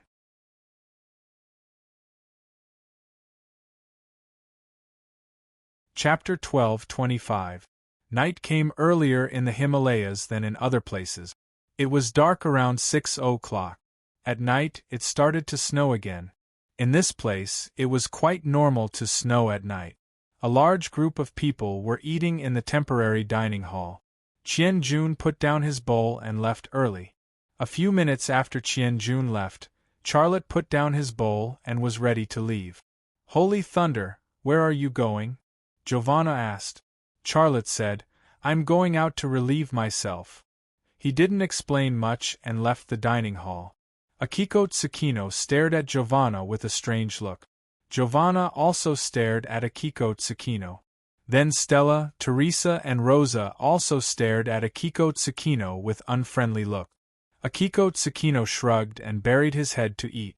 2 minutes later, Qian Jun walked out of his room with an equipment bag on his back. He left from the back door of the base and entered a forest. However, he stopped after walking for a short while. He looked up at a tree beside him and said, Boss, come down. Don't you feel the wind is very strong up there? A person jumped down from the tree. It was none other than Xiaolei. Qian Jun was expressionless. Boss, haven't I made it clear? I'm going to see him. I'm going alone. I don't want you to follow me. If my dad finds out that you are following me, he won't show up. Charlotte's eyes were pitch black. The look in his eyes was very strange. Well, go back to sleep. Qian Jun's eyes became dull. 2 seconds later, he turned around and walked back to the base. After returning to the base, he really went to his room and went to bed. This was another application of the mysterious energy deep hypnosis. Although Xiaolei could not reach the level of Zhu Xianwei, who could completely turn a person into a puppet, it was not a problem for him to hypnotize Qian Jun back to his room. Seeing that Qian Jun had entered his makeshift house to sleep, Charlotte withdrew his gaze and climbed up the mountain. His speed had long since surpassed the limits of what a human could achieve. Even on the steep snowy hillside, he was still able to reach at least 30 kilometers per hour. Father really hasn't left yet. What does he want to do? First, he asked Yelena out and forced me to eat. Now, he left a message for Qian Jun. Could it be for the same purpose? As he ran, Charlotte's heart was not calm at all. He could not help but think about problems related to his father. Now that things had developed to this point, he was almost certain that his father was not an ordinary person. His strength was quite terrifying. Otherwise, it would have been impossible for his father to sneak into the base without him noticing. Could it be? A question that Charlotte did not even dare think about suddenly popped up in his mind. Could my father have really been turned into a piece of clothing by Zhu Xianwei or prehistoric only? Peaceful and Gu Qian were living examples. They had become Zhu Xuanyue's clothes. From a certain point of view, they were still alive, but from another point of view, they were already dead. If something like this happened to his father, then he. If we view everything as a game of chess, then I am a chess piece, and my father is also a chess piece. Our luck is not in our control. In this game of chess, are Zhu Xianwei and prehistoric only playing chess players? If so, then there should be someone in charge of the game. Who is he? Charlotte's speed was getting faster, and the hole in his brain was getting bigger. In the base, the 4 female knights gathered together from 4 different directions. They were all a little out of breath, and it was obvious that they had just run. I looked from the east, but I didn't see Holy Thunder. The brothers and sisters from the rescue group didn't see him either, Teresa said. I looked from the south, but I didn't find anything, Rosa said. I didn't find him in the north, and I didn't get any information, Stella said. Giovanna, who was the last to arrive, said, I just asked a brother at the back door. He said he saw Holy Thunder go out from the back door, and then Qianjun went out from the back door. Qianjun came back, but Holy Thunder didn't. I think Holy Thunder left from the back door and went up the mountain. Stella did not understand. It's snowing so heavily. Why would Holy Thunder go up the mountain? Giovanna said, Qianjun went to find Holy Thunder during the day. He was talking with Holy Thunder outside. I don't know what it was, but I am sure that Holy Thunder went out to do something. Why is he alone again? Rosa said with worry. Did he forget what happened last time? He was so badly injured. If not for the Son of God, he would have died. Teresa said, What should we do? Giovanna said, Stop talking. Go back and get your equipment. We'll go find him. We are Holy Thunder's knights. We should fight with him. Let's go. Gather outside the back door in 2 minutes. Bring the sled. The dark night, the howling cold wind, the sky full of snowflakes, and a running white sheep. The next time you were in the sky, it would be in the sky and then on the ground. My master, that place is about 100 kilometers away from us. That place is deep in the Himalayas, near the border of Nepal. Your father left a message for Qianjun to meet at 12 at night. With Qianjun's speed, he can't do it. The voice of the big white sheep. Charlotte said, Qianjun should be the fastest person in the world. He has 6 hours. I saw the sled on his equipment bag. If he uses the sled for 100 kilometers, it shouldn't be a problem. I don't understand his speed, but you're so good-looking. Whatever you say is right. The big white sheep turned into a big-breasted beauty in a sports bikini and running shoes, Super Xiaoqian. As she ran, her plump breasts bounced up and down like 2 naughty white rabbits with only one pink eye. Her big white ball also shook like a piece of jelly on a vibrating screen, but not at such an exaggerated frequency. Charlotte had a headache. Xiaoqian, you'd better turn into a sheep. You look much better as a sheep. Super Xiaoqian turned around and looked at Charlotte with disdain. You don't mean what you say. Charlotte was speechless. Fortunately, they soon passed the signal area and Super Xiaoqian disappeared. At 11 o'clock at night, Charlotte arrived at the foot of a mountain. He took out the letter that Qianjun had given him and looked at it. Then, he observed the surrounding terrain. After making the final confirmation, he climbed up the mountain. An hour later, Charlotte was halfway up the mountain. He put down his equipment bag and took out a Gale assault rifle. He also loaded a few clips into the belt around his waist. If his dad still forced him to eat this time, he would use the assault rifle in his hand to kill the people who were hypnotized. This was his plan. He would rather face the worst outcome than become a demon because of it. Charlotte was ready to fight, but it was still quiet around him. There was only wind, snow, and rock. There was nothing else.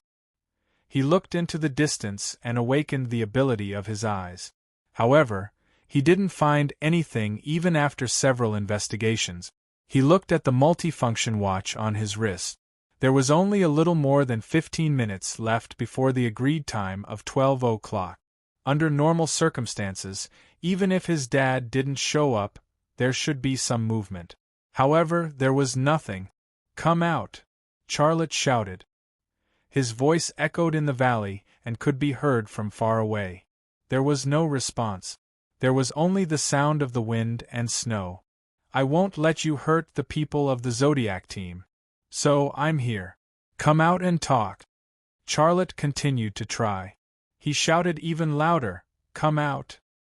His voice once again echoed between the valleys. It traveled even further with the snow and wind. This time there was finally some movement in his field of vision. In a narrow valley about 3 kilometers away, on the snow-covered ground, a large group of wolves were running towards him. Wolves? This was Charlotte's first reaction when he saw those things. However, when he locked on to the large group of targets and enhanced his telescopic ability, he realized that his judgment was wrong. Those weren't wolves at all. They were Cerberus virus-infected people who were running on their hands and feet like dogs and wolves. In the narrow valley, a large group of Cerberus virus-infected people were running in this direction. There were a lot of them. His brain had given him an accurate number of 366. Charlotte's mood suddenly became bad. He had guessed the beginning, but he couldn't guess the end.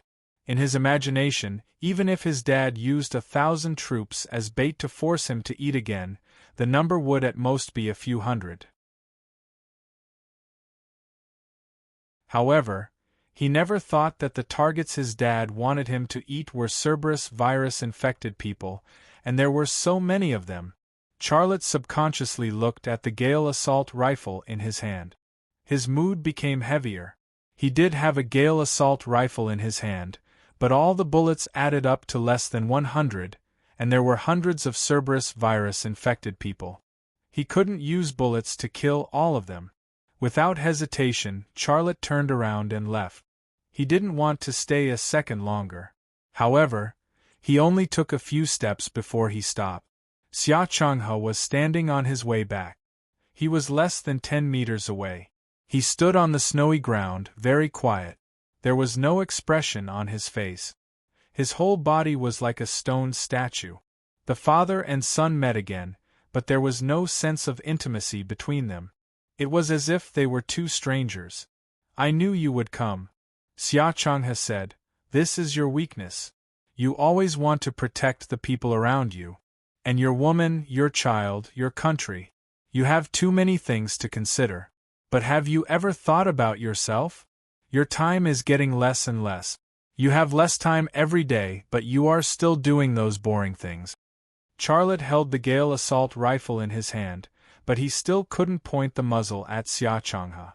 Even if he suspected that Xia Changhe wasn't his father, he couldn't do it. This was actually his weakness, human nature. "When will you completely wake up?" Xia Changhe's voice was calm. "Actually, I hope that it won't be you, but I know you will come.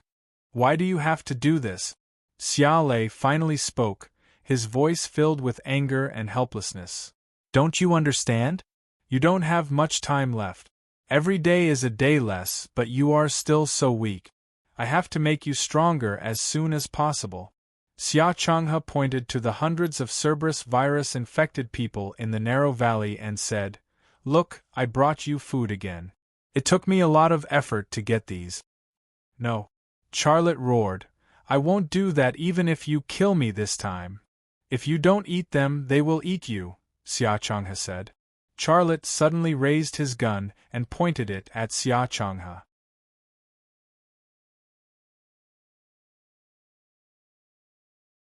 Chapter 12:26. Xia Changhe didn't dodge. He didn't even move.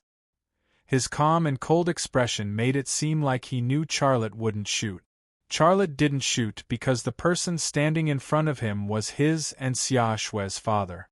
Even if Xia Changhe's father was fake, before this trip to the Xi province, the man in front of him was still his father. He couldn't change his mind all of a sudden. He couldn't completely break with Xia Changhe and shoot him. Xia Changhe lightly said, "If you shoot me, I won't blame you. I might even feel happy. But you can't be heartless. You disappoint me. Heartless? Is that what you want? Charlotte felt sad. Too many feelings, too many emotions, too many concerns. These will affect your evolution. Xia Changhe pointed at Charlotte's head. What you want is a powerful brain. Charlotte was shocked. He suddenly thought of Zhu Xianwei and the prehistoric Only One. Whether it was Zhu Xianwei or the prehistoric Only One, they didn't have emotions. They gave people a feeling of coldness and contempt for all life. Zhu Xuanyue's body was real, and she had some of Peaceful and Gu Qian's consciousness, but that became her weakness. When Peaceful and Gu Qian's consciousness appeared, Zhu Xianwei would become very weak, but once she suppressed Peaceful and Gu Qian's consciousness, she would become very strong. If the final goal of evolution was to become an emotionless energy body and lose all human emotions, was this evolution really what humans needed? Humans are humans because they have 7 emotions and 6 desires. You actually understand what I'm saying, right? Xia Changhe said. The brain is the master of the body, and it is the soil of emotions and desires. Without the brain, there are no messy feelings. The last obstacle of evolution is actually to lose the brain. Lose the brain? From a normal person's point of view, this was undoubtedly an absurd statement, and it was completely impossible. This was because the brain was as important as the heart in the human body. If the brain died, even if the person relied on medical equipment to survive, he would only be a vegetable without a soul and would not know anything. However, from the perspective of evolution, this was a necessary step to be taken. Zhu Xianwei and prehistoric Only were both living examples, especially prehistoric Only. He didn't even have a body, but he still existed and was extremely powerful. All kinds of feelings and desires were actually the feedback produced by the brain according to the information transmitted by the various organs. For example, when the stomach was hungry, the brain would release the desire to eat. For example, when his eyes saw a beautiful woman, his lower body would harden, and his brain would release the desire to do that. There were so many of them that they were innumerable. As the evolution progressed, Charlotte's body became less and less important. He didn't even want to eat normal food. One day, his body would disappear. When the body's organs became unimportant, the brain would no longer release those desires, and it would become more single-minded. In the end, he would become like Zhu Xianwei and prehistoric Only, a body of energy without emotions and desires. He would be cold and emotionless, looking down on all life. Xia Lei indeed understood these principles, and he also knew what kind of path he was walking on. However, he instinctively rejected all of this. I'm doing this for your own good, Xia Changhe said. Enough! Charlotte's voice was very cold. You are not my father at all. Who are you? I said that you would know the answer, but not today and not here. Xia Changhe's gaze moved to the narrow valley. The densely packed hellhound virus-infected people had already rushed to the foot of the mountain. In another 10 minutes, they would arrive here. At that time, this place would become hell on earth. Charlotte took a step to the side and kept his gun aimed at Xia Changhe. At the same time, he looked in the direction of the narrow valley. There was a trace of anxiety in his heart. No matter who you are, I'm warning you for the last time. Get out of the way, or I will kill you. Why don't I tell you a secret, the secret of the hellhound virus? Xia Changhe said. Charlotte was stunned for a moment. Do you think it appeared for no reason? Just like other viruses, a product of nature? You're wrong. It doesn't belong to this world. It was brought to this world by Zhu Xianyue.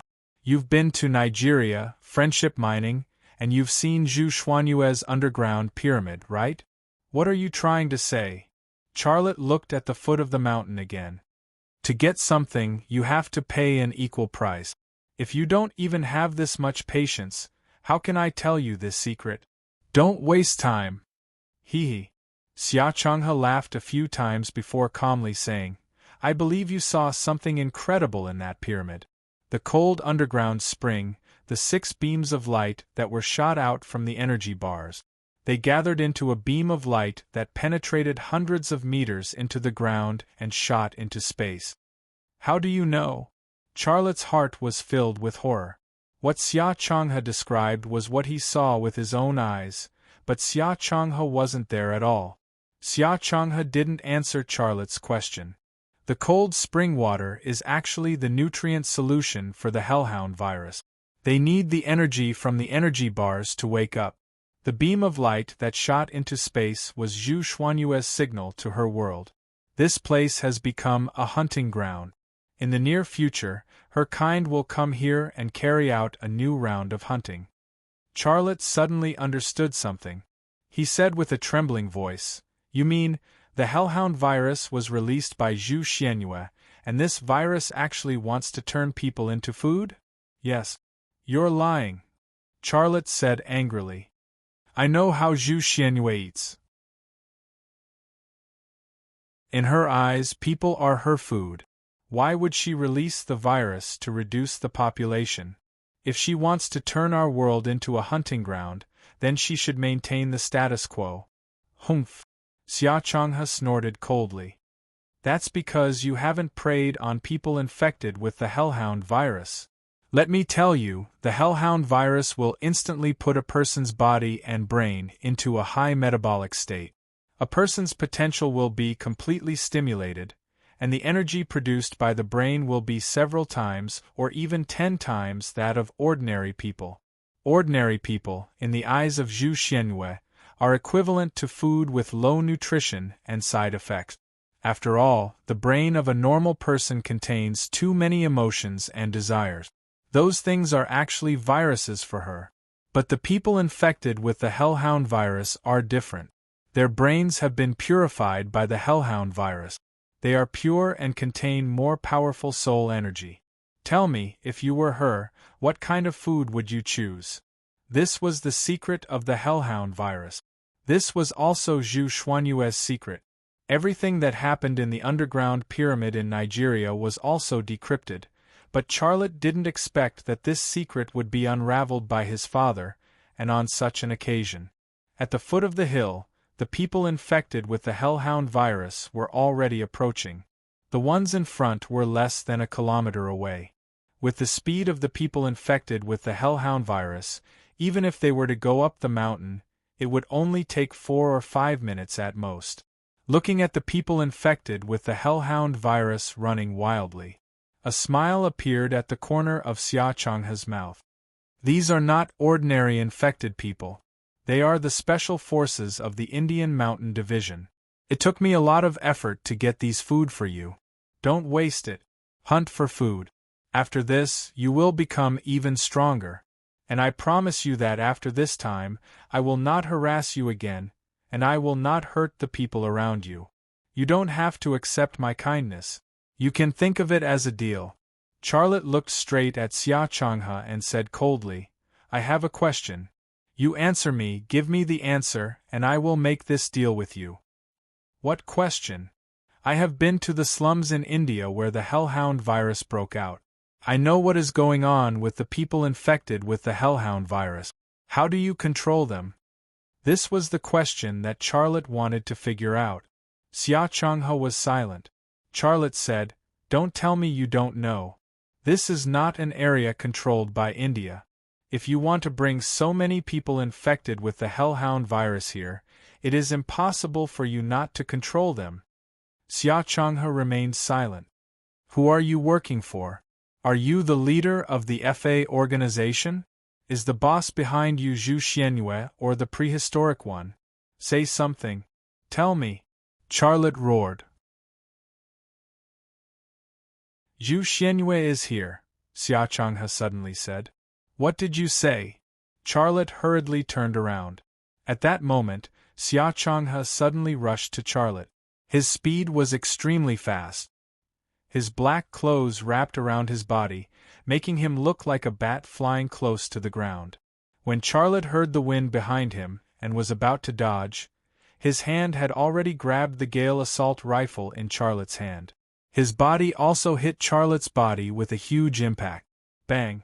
With a muffled sound, Charlotte's body flew down the hillside like a cannonball, and the Gale assault rifle in his hand also changed hands to Xia Changhe's hand.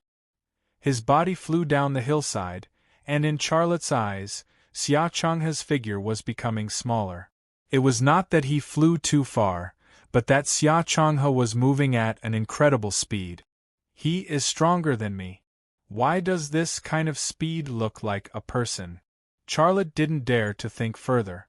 But he knew very well that the person he was thinking of was none other than the person who posed the greatest threat to him, the prehistoric one. However, this was only a guess. Xia Changhe had more secrets than him. Boom! With a shake, Charlotte's body fell on a piece of snow. The thick snow acted as a natural cushion, cushioning most of the impact. His body rolled down the hillside a few times and stopped. But he was not safe. Without waiting for him to catch his breath, a hellhound virus-infected person pounced on him. Blood-colored skin full of scales, a mutated bloody mouth, and limbs that had become extremely terrifying due to the stimulation of potential and rapid metabolism. The power they contained was terrifying. Faced with such food, Charlotte's stomach suddenly churned, and he almost couldn't help but vomit. He reflexively kicked, and the hellhound virus-infected person that pounced on him was immediately kicked away. But the hellhound virus-infected person did not feel pain at all, nor did he feel the slightest bit of fear. When he fell to the ground, he got up again, opened his bloody mouth, and pounced on him again. Behind him, more hellhound virus-infected people rushed over, densely packed. The beast-like roars, the thick smell of blood, and the hillside and even the air were filled with a terrifying aura. It was already difficult to deal with one hellhound virus-infected person, let alone more than 300 of them. Charlotte was very clear about his situation. His eyes also changed at this moment, losing the divine light of a normal person and becoming as black as ink. His eyes were like a slowly rotating vortex, sucking in everything he saw.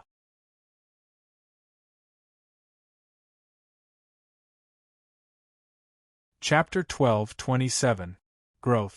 The frequency of his target's brainwaves and the speed at which he could control the target's brain were more than twice as fast as before. However, something that seemed very simple had an accident. Charlotte easily captured the brainwave frequency of all the hellhound virus-infected people within a 20-meter radius, but he could not control it.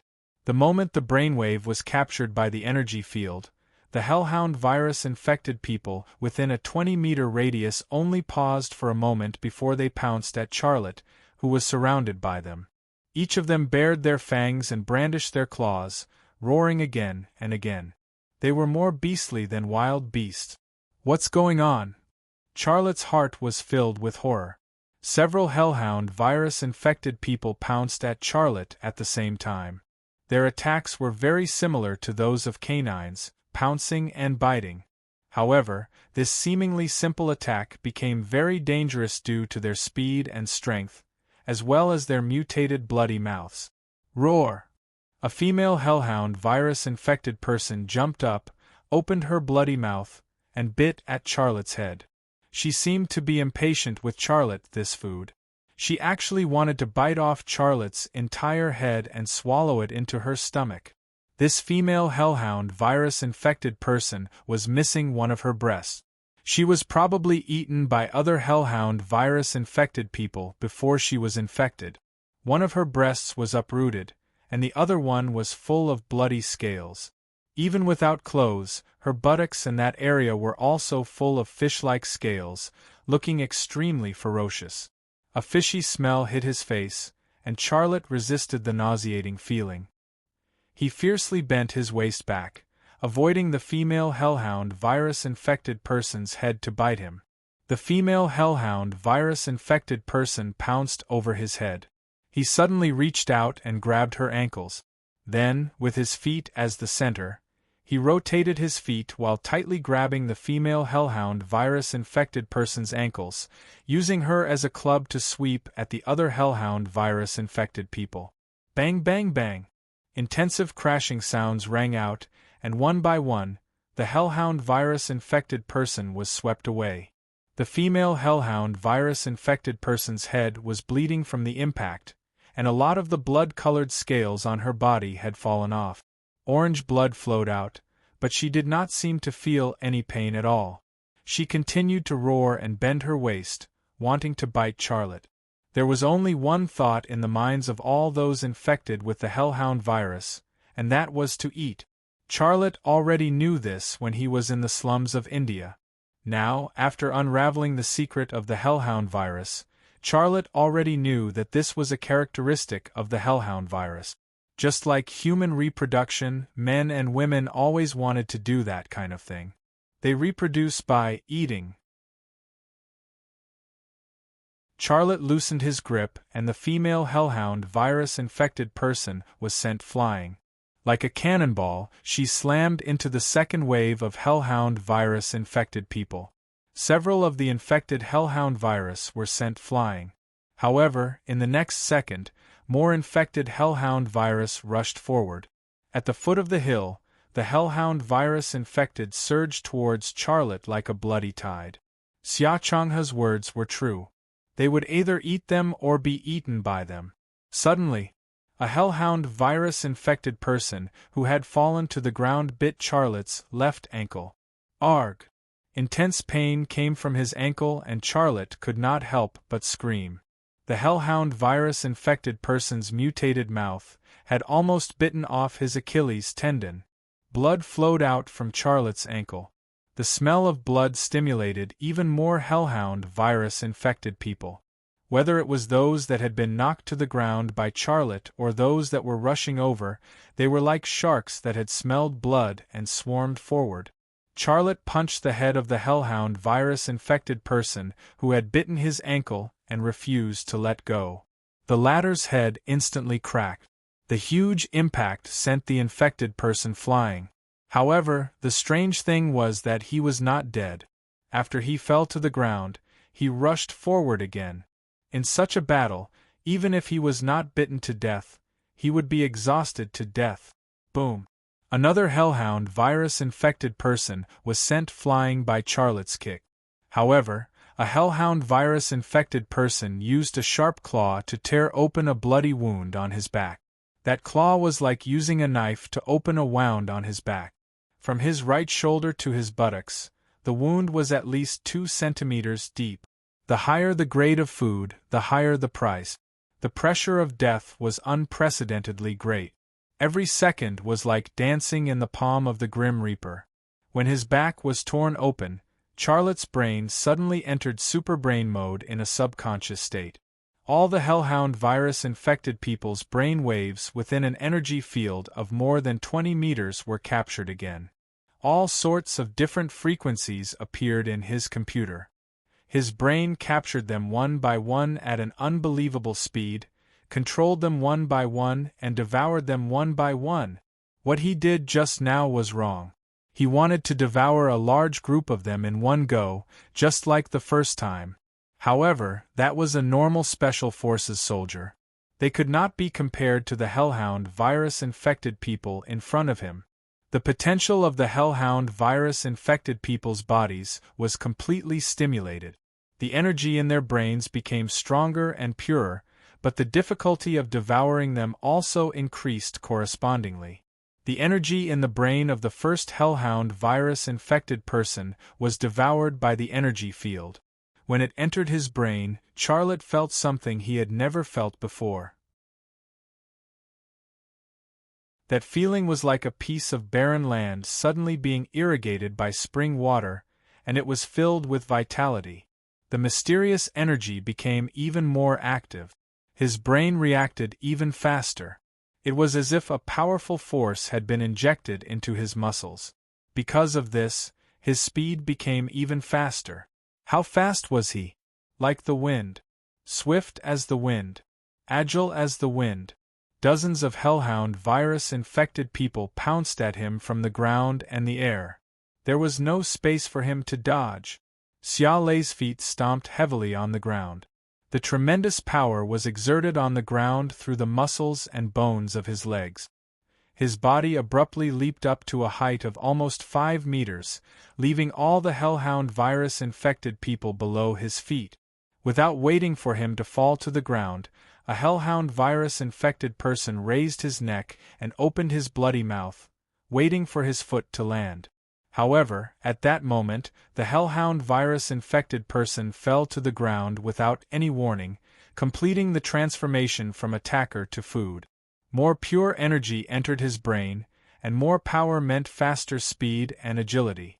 Xia Lei no longer felt the slightest bit of fear in the face of the hellhound virus-infected people that covered the mountains and plains. His confidence was as hard as a rock, unshakable. Time was not affected by things. After 1 second was a new second. It would not stop even for a moment. As time passed, the corpses of the hellhound virus-infected people on the hillside increased. Charlotte's hunting speed also became faster and faster. He went from killing a single target to 2 at a time, and even 3 or 4 at a time. His hunting skills became more and more skillful, clean, and efficient. He did not hesitate to lock on to his target and devour the energy in the target's brain. At this time, he did not realize that he was becoming more and more like Zhu Xianyue. Facing these infected people, he did not have the slightest bit of pity. He looked down on everything about them. In the past, he hated this kind of hunting, but now his brain released a crazy signal, and that was to devour, devour, devour, devour. This was like taking drugs. No one would like drugs before they came into contact with drugs, but once they were addicted to the hallucinations brought about by drugs, even the strongest person would sink deeper and deeper. Everything had a limit. Once that limit was exceeded, problems would arise. After devouring 355, Charlotte suddenly felt a splitting headache. His brain seemed to be filled with an expanding energy block. If it fluctuated even a little, it would explode. His body had a similar feeling. His muscles contained a huge amount of power, so much so that his muscles and bones could not bear it. His muscles and bones also felt like they would split open at any time and then explode with a bang. I can't eat anymore. If I eat any more, I will explode. Charlotte was very clear in his heart, but the mysterious energy in his body did not listen to his command. It was still affecting his brain, releasing the desire to devour. Roar! A hellhound virus-infected person rushed over. Charlotte's brain locked onto the hellhound virus-infected person when he was still 30 meters away from him. Charlotte's force field enveloped the target, captured his brain waves, and devoured him. The hellhound virus-infected person fell to the ground. Charlotte's brain rumbled.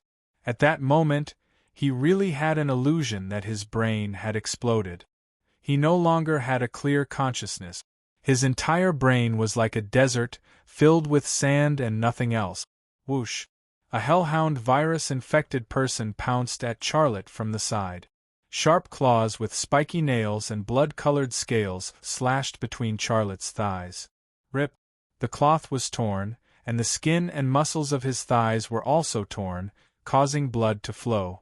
If it had gone up a little bit more, his big penis would have been cut off. At this critical moment, Charlotte fell to the ground. The remaining dozen or so hellhound virus-infected person pounced over in a frenzy. Bang bang bang! Bang bang bang! Gunshots rang out, and one by one, the hellhound virus-infected person fell to the ground. Who fired the gun? Who came?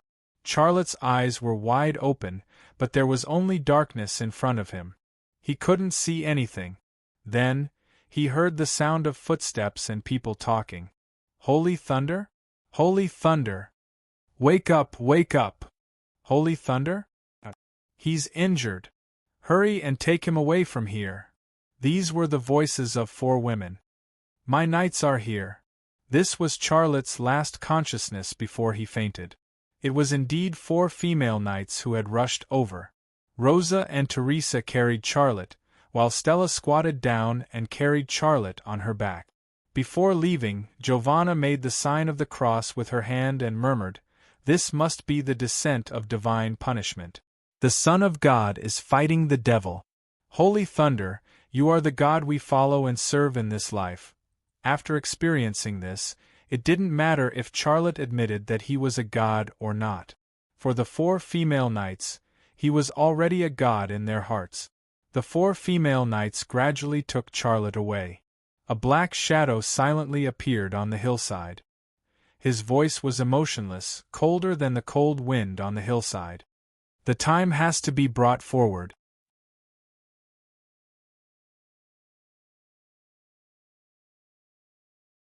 Chapter 12:28. After an unknown amount of time, a trace of light appeared in Charlotte's eyes. However, it was only a trace of light, and he was still unable to see his surroundings clearly. His head was still hurting badly, and there were also the wounds on his body. During the previous hunting battle, he could not feel any pain at all. However, after the battle and the will to survive disappeared, everything returned to normal. Therefore, the feeling that he should have returned. His consciousness still needed some time to completely wake up. In a daze, he heard a woman's voice. "Oh my God, did you guys see that? His wounds are currently healing." This was Stella's voice. "Of course, he's the Holy Lightning, our guardian deity. Amen, not only us, there is also the Rescue Association and the world. I love him to death. Just thinking about it makes me excited." This was Teresa's voice. The little girl from the Russo family was probably the most gentle and the most infatuated among the 4 female knights. "Are you guys only interested in those? What I am interested in is, his one is so white and big, he. This was Rosa's voice. She was the most unrestrained among the 4 female knights. "May the Lord forgive us for our wrongs." This was Giovanna's voice. "Rosa, how can you say such words to Holy Lightning? So shameless." "Am I shameless? Yesterday, when you spread your legs and waited for Holy Lightning to enter, why didn't you say that you were shameless?"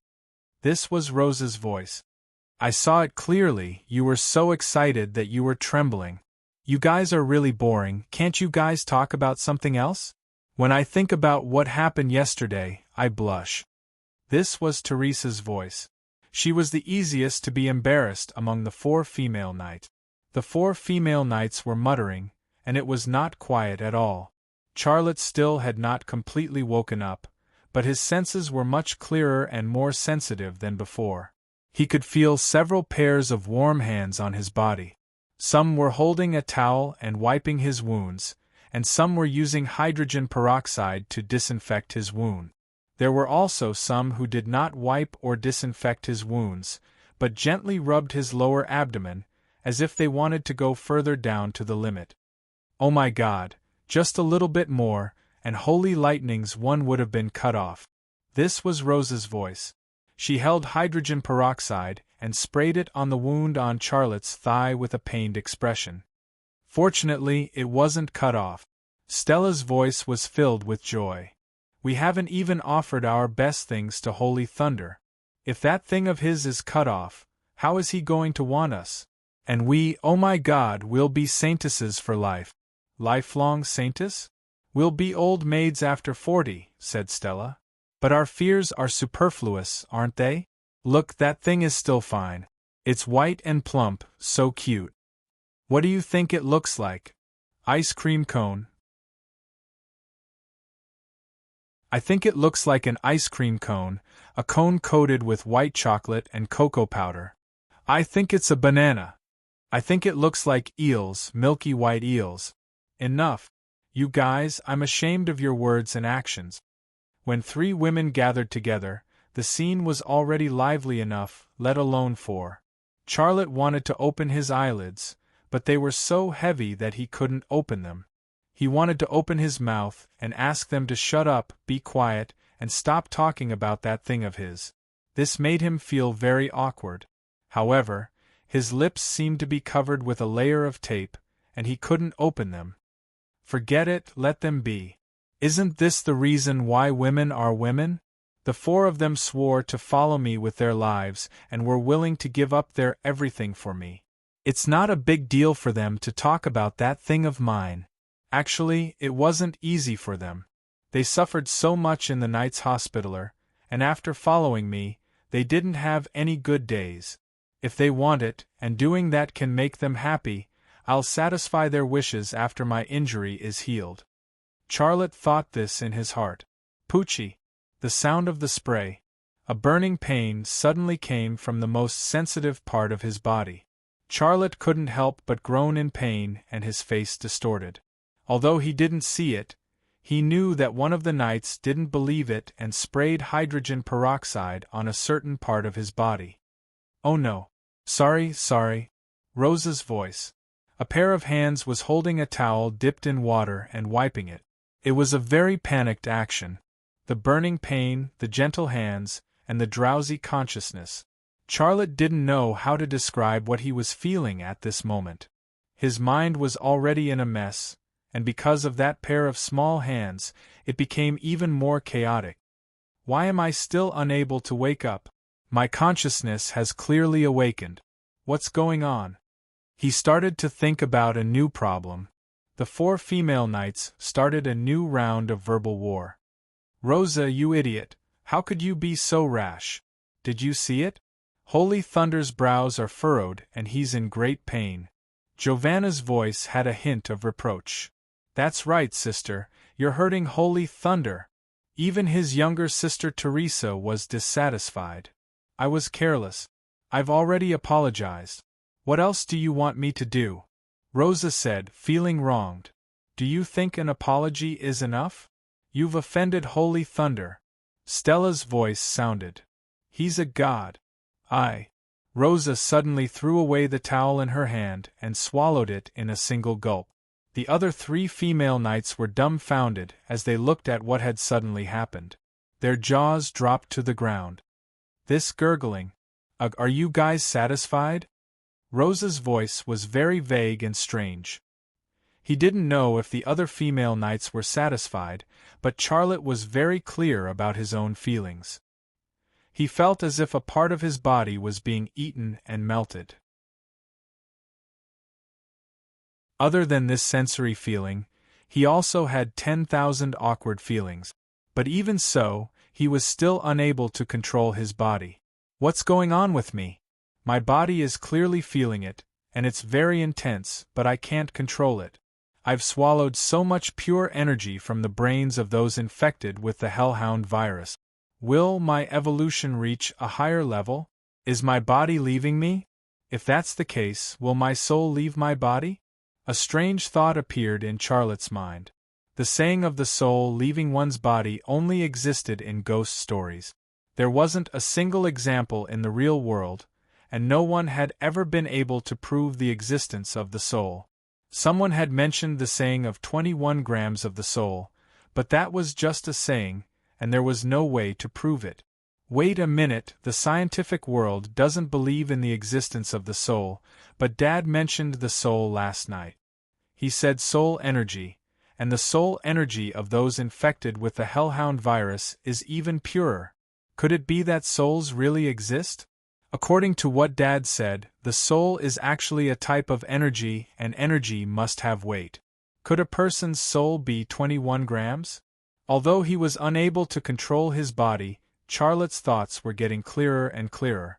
If the soul of a person infected with the hellhound virus weighs 21 grams, then the total weight of the soul energy I've swallowed is 355 times 21, which is 7,455 grams. 500 grams per kilogram means that the energy I've swallowed is 1491 kilograms. My God, such a huge weight.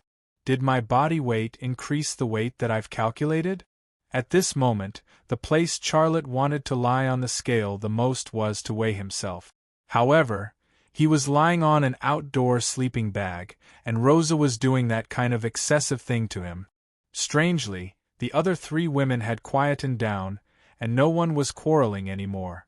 They were staring at Rosa, looking at Rosa's cherry lips, as well as their holy lightning of holy lightning. If Rosa was a nurse, then she would be the nurse that every sick man in the world would want.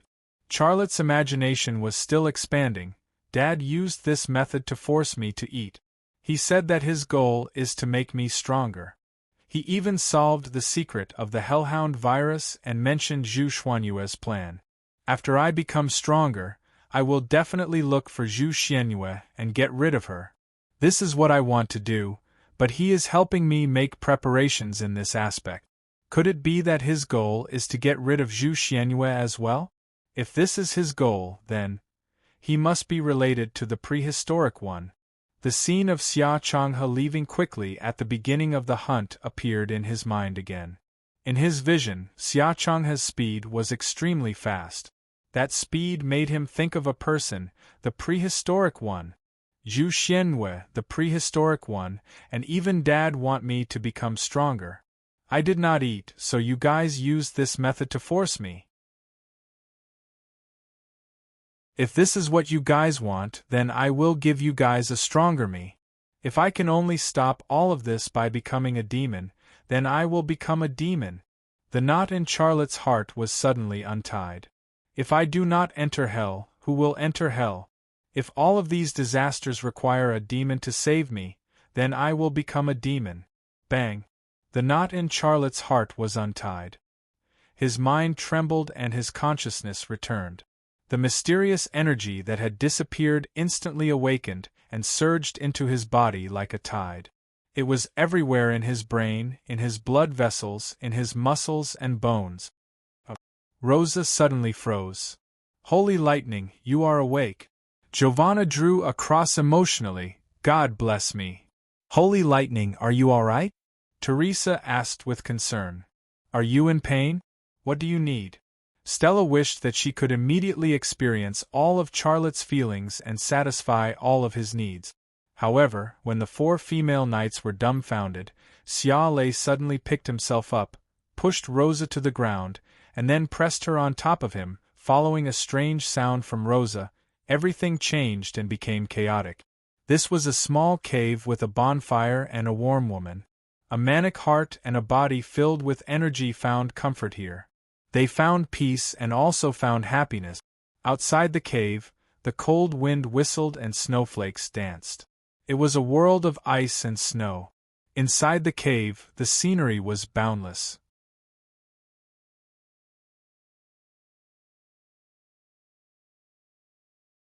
Chapter 12:29. The passionate waves subsided, and the small cave became quiet. The bonfire had long been extinguished, but Charlotte did not feel cold, because there were 4 women squeezed in the torn sleeping bag. Their bodies were as warm as a hot water bottle, and their skin was as smooth and delicate as silk. 4 female knights, 2 pairs of twin sisters. In the past few hours, Charlotte felt like there were 8 women. He did not know what was going on, but that feeling was unprecedented, very novel, and full of joy. The sky was bright, and the wind and snow outside had stopped. The rare sunlight shone down from the sky, and the pure white snow reflected the golden sunlight. The white was whiter, and the gold was pure. Charlotte wanted to get up, but he did not have the heart to worry about the sleeping female knights. They paid the price for their greed, because they encountered the holy thunder in its strongest state. They were exhausted and needed rest. Lying quietly, Charlotte carefully sorted out what happened last night in his mind. The purpose of combing was not to decipher, but to familiarize himself with the process of predation. In order to become an absolute powerhouse like Zhu Xianyue and the prehistoric one, he needed to understand the predation skills of Zhu Xianyue and the prehistoric one, as well as the reason why they became so powerful. When he stopped thinking about the problem, Charlotte calmed down and carefully examined the condition of his body. He used his eyes to see through the parts that he could see, and used the mysterious energy in his body to examine the parts that he could not see. He saw his heart. It was beating smoothly with a frequency that was almost constant. It was beating about 30 times per minute, which was almost half of the lowest limit of 50 times per minute.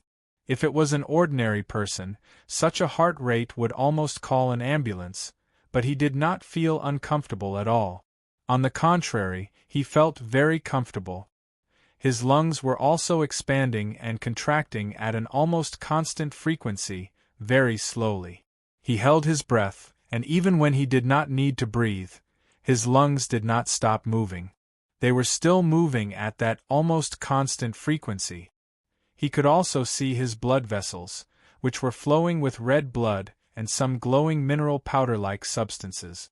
This discovery gave him a shock. This substance was actually the mysterious energy in her body, but it had only existed in his brain before and had not spread to other parts of his body. But now, the mysterious energy substance had spread to every part of his body. If this was already the case in the body, then what was the situation in the brain? With this in mind, he used the mysterious energy to examine the inside of the brain. After these examinations, he was so shocked that he crawled out of his bed. His brain was filled with faintly glowing mineral powder-like energy substances. There were so many of them that they were like the stars in the universe, innumerable. With this shout, Giovanna and Rosa, who were wrapped around him like vines, were woken up. Then, Stella and Teresa, who were hugging Rosa and Giovanna, also woke up. This was a chain reaction of tracing the vine to find the melon. What happened? Did someone come? Giovanna rubbed her sleepy eyes and looked nervously in the direction of the cave's entrance. The other 3 female knights also looked in the direction of the cave's entrance. They saw the pure white snow, and a large part of the cave's entrance was sealed. But other than the snow, they did not see any suspicious targets at all. Then, the gazes of the 4 female knights gathered on Charlotte at the same time. They seemed to have the same question in their hearts, and that was, what happened to their male god? Holy thunder, what happened to you? Rosa said with concern. Only then did Charlotte come back to his senses. He smiled slightly and pretended to be calm. Nothing, I just had a nightmare. What kind of nightmare? Stella stared at Charlotte with a curious expression. Women were naturally more curious than men, and this trait was a bit like cats. I dreamed that those infected with the hellhound virus attacked us while we were sleeping. It scared me so much that I broke out in cold sweat, Charlotte said. Just as he said this, his back, chest, arms, and face were covered with many hands. The female knight's hands were rubbing his skin very gently. I didn't sweat, Giovanna said. It was very dry, Stella said. Rosa's hand swept across Charlotte's abs and suddenly slid into the sleeping bag. Then, she giggled and said, Holy thunder, you really sweated. Charlotte looked at Rosa speechlessly. This vixen was the most lively and wild. She was a typical woman who was cold on the outside but warm on the inside. Just as he thought about it, Rosa could not control herself. She suddenly slid into the sleeping bag and transformed into a lark that always loved to sing. Charlotte's brows instantly furrowed and then relaxed. The sudden feeling was so strong that he could not control himself. However, before he could catch his breath, Giovanna, Stella, and Teresa also came over, and a large pile of white flowers immediately drowned him. A strange sound echoed in the cave. It was like a stimulant that could make all restless people even more restless. When the 5 of them returned to the base, it was already past 4 in the afternoon. The members of the Zodiac Squad were gathering, and there were also some armed members of the Rescue Society. They all carried weapons and climbing equipment, and it was obvious that they were preparing to go up the mountain to find someone. Among these people, only Qian Jun was not there. He had been deeply hypnotized by Charlotte and was still sleeping soundly in his room. This was probably the reason why the search team had not set off yet. Qian Jun knew where Charlotte had gone, but he could not say it. Isn't that boss? Yelena immediately saw Charlotte and the 4 female knights entering the base from the back door. She was very excited. Akiko Tsukino ran over and gave Charlotte a firm hug. The 4 female knights looked at Tsukino Enko with a strange look in their eyes, but that was all they could do. They were not Charlotte's wives, so there was no need for them to be jealous. Besides, there were so many women around Charlotte. If they were to be jealous of all of them, it would be very sour. Their anxiety finally disappeared. No matter what happened last night, Charlotte was back, and this was more important than anything else to them. While Charlotte was talking to the members of the Zodiac Squad, the 4 female knights quietly slipped away from the side. The way they walked was a little strange, as if there was something between their legs, or if they had scraped their skin somewhere, and it hurt to walk. "Boss, what happened to the 4 knights?" And Gyumi Khan had a smirk on his face. Charlotte's face was slightly embarrassed, and he coughed dryly. "We walked all night last night, and our feet are probably scraped." "Well, I think so, we've scraped our feet." "Boss, is that really the case?" As a very experienced man, Siamu raised an authoritative question. Charlotte smiled bitterly. "I say, why do you guys care about other people's feet for no reason? Come to the conference room in 10 minutes, I have something to tell you. Then I'll go wake Qian Jun up," Alessio said.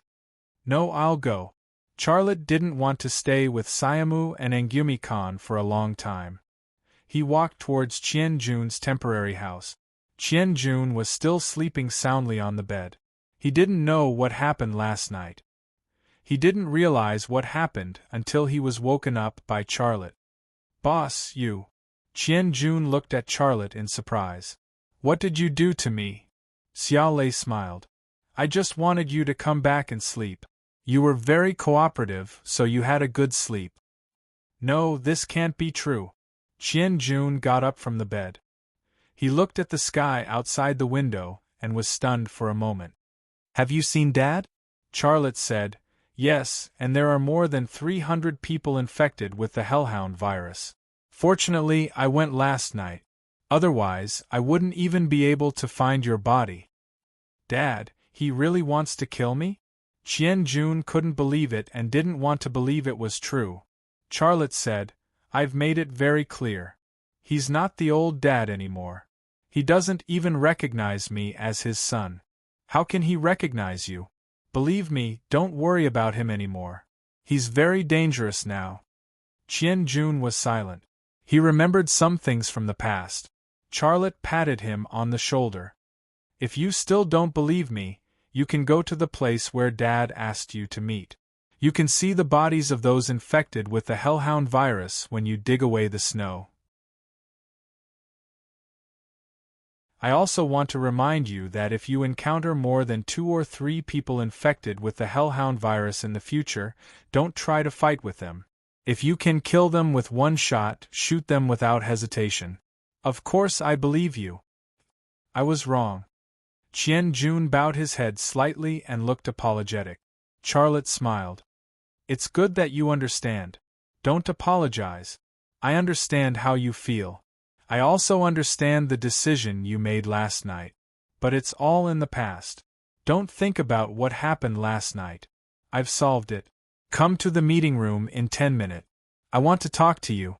"Okay." Qian Jun nodded. Charlotte walked to the door. "Wait." Qian Jun suddenly said, "Boss, was it hypnosis last night?" Charlotte nodded.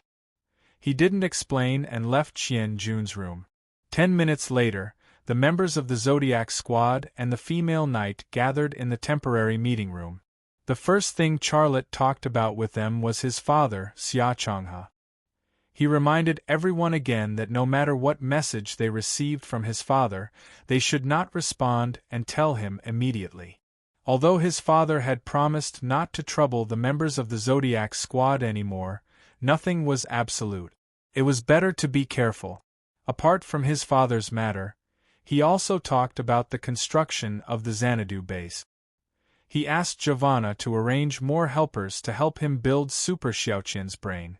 Once Super Xiaoqian's brain was built, he would leave. In addition, he gave some suggestions on the construction of the base and added a few functional buildings. After dinner, he went to the cave to build Super Xiaoqian's brain. This time, the 4 female knights didn't come to help, but Akiko Tsukino came. It was the same situation. Holy Thunder was busy. Holy Thunder was also busy.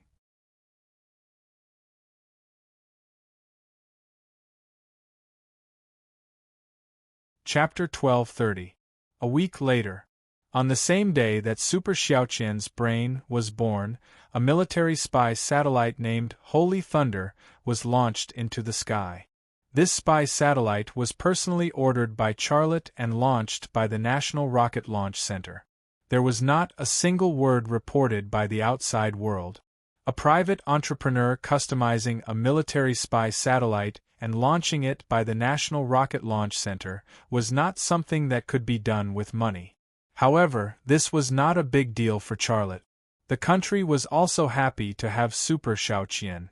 One must know that Super Xiaoqian's value was even greater than a cyber army, and she was obviously on China's side. In fact, even if Charlotte did not pay, the country would still provide all the necessary support for Charlotte's manufacture and launch the satellite without any strings attached. After the trip to Shangri-La, there was a period of peace and quiet. His dad did not come to harass the Zodiac members again, nor did he bring any more food. The United States was also very calm and did not make any targeted move. What was even more strange was that even the Cerberus virus seemed to be under control. There were no large-scale reports. However, Charlotte knew that this was only the calm before the storm. After this storm, he might face the biggest hurdle in his life. If he crossed it, the world would be wide open, his wife would be by his side, and he would live a happy life. If he couldn't cross it, he would either be in heaven or hell. During this time, Charlotte did not idle. He spent most of his time and energy in the day building the Yama fighter and Kuan-Pung bomber. At night, he would return to Ping An residence to accompany his wife and children, enjoying the joy of family. This was very important to him because he knew that the time he could spend with them was getting shorter and shorter. Every day that passed was one day less, so he especially cherished every minute he spent with them. In the blink of an eye, the spring festival arrived. On the 30th of the 12th lunar month, Ping An residence was decorated with lanterns, red lanterns swaying in the wind. It was full of joy, full of the atmosphere of the new year. "Daddy!" Xiao Long pulled on Charlotte's trousers, his chubby little face filled with a childish smile. "I want to set off firecrackers." Charlotte was shocked by him and picked him up. "You're just a fart, why are you setting off firecrackers? I'm warning you, if you dare to set off firecrackers, I'll spank your ass." Charlotte shouted, "Mommy, Daddy will spank me. Ouch, ouch." Charlotte didn't know what to say. Long Bing was originally in Xia Shue's room to help Xia Shui prepare the wedding dress. When she heard her son crying, she hurriedly ran out of the room. Seeing that Charlotte was holding her son, she immediately understood and a sweet smile appeared on her face. But she said nothing. She and Charlotte had been married for so long, and their son was already so big, but her personality hadn't changed. She still spoke so little. When Xiao Long saw his mother come out, he immediately pretended to cry. "Boo-hoo, boo-hoo? Mom, Dad hit me, boo-hoo. He even said he wanted to spank you. I tried to talk him out of it, so he hit me." Charlotte's forehead was already full of black lines. Long Bing came over and waved her hand to slap Charlotte's ass twice. She pretended to be angry. "Do you want to hit me? I'll hit you first. Son, Mom has already sought justice for you." Giggle. Xiao Long laughed mischievously. Charlotte was a little speechless. "You will spoil your son like this." Long Bing smiled and said, "No matter how much I spoil him, can I be more spoiled than you?" Charlotte put Xiao Long down. "Go and play with your brother and sister. I won't hold you any more, you traitor." Beat. Xiao Long made a face at Charlotte and ran away. Charlotte's face was full of smiles. He held Long Bing in his arms and said gently, "Wife, how are the preparations for the wedding?" Long Bing nestled in his arms and said softly, "It's almost done. She has 5 sisters-in-law to help her. It won't be a problem." At this time, Liang Xiao appeared at the door and said with a smile, "I said it's not good for you two to stay at Xiuan at night. Bing, come and help." Charlotte walked over with Long Bing in his arms.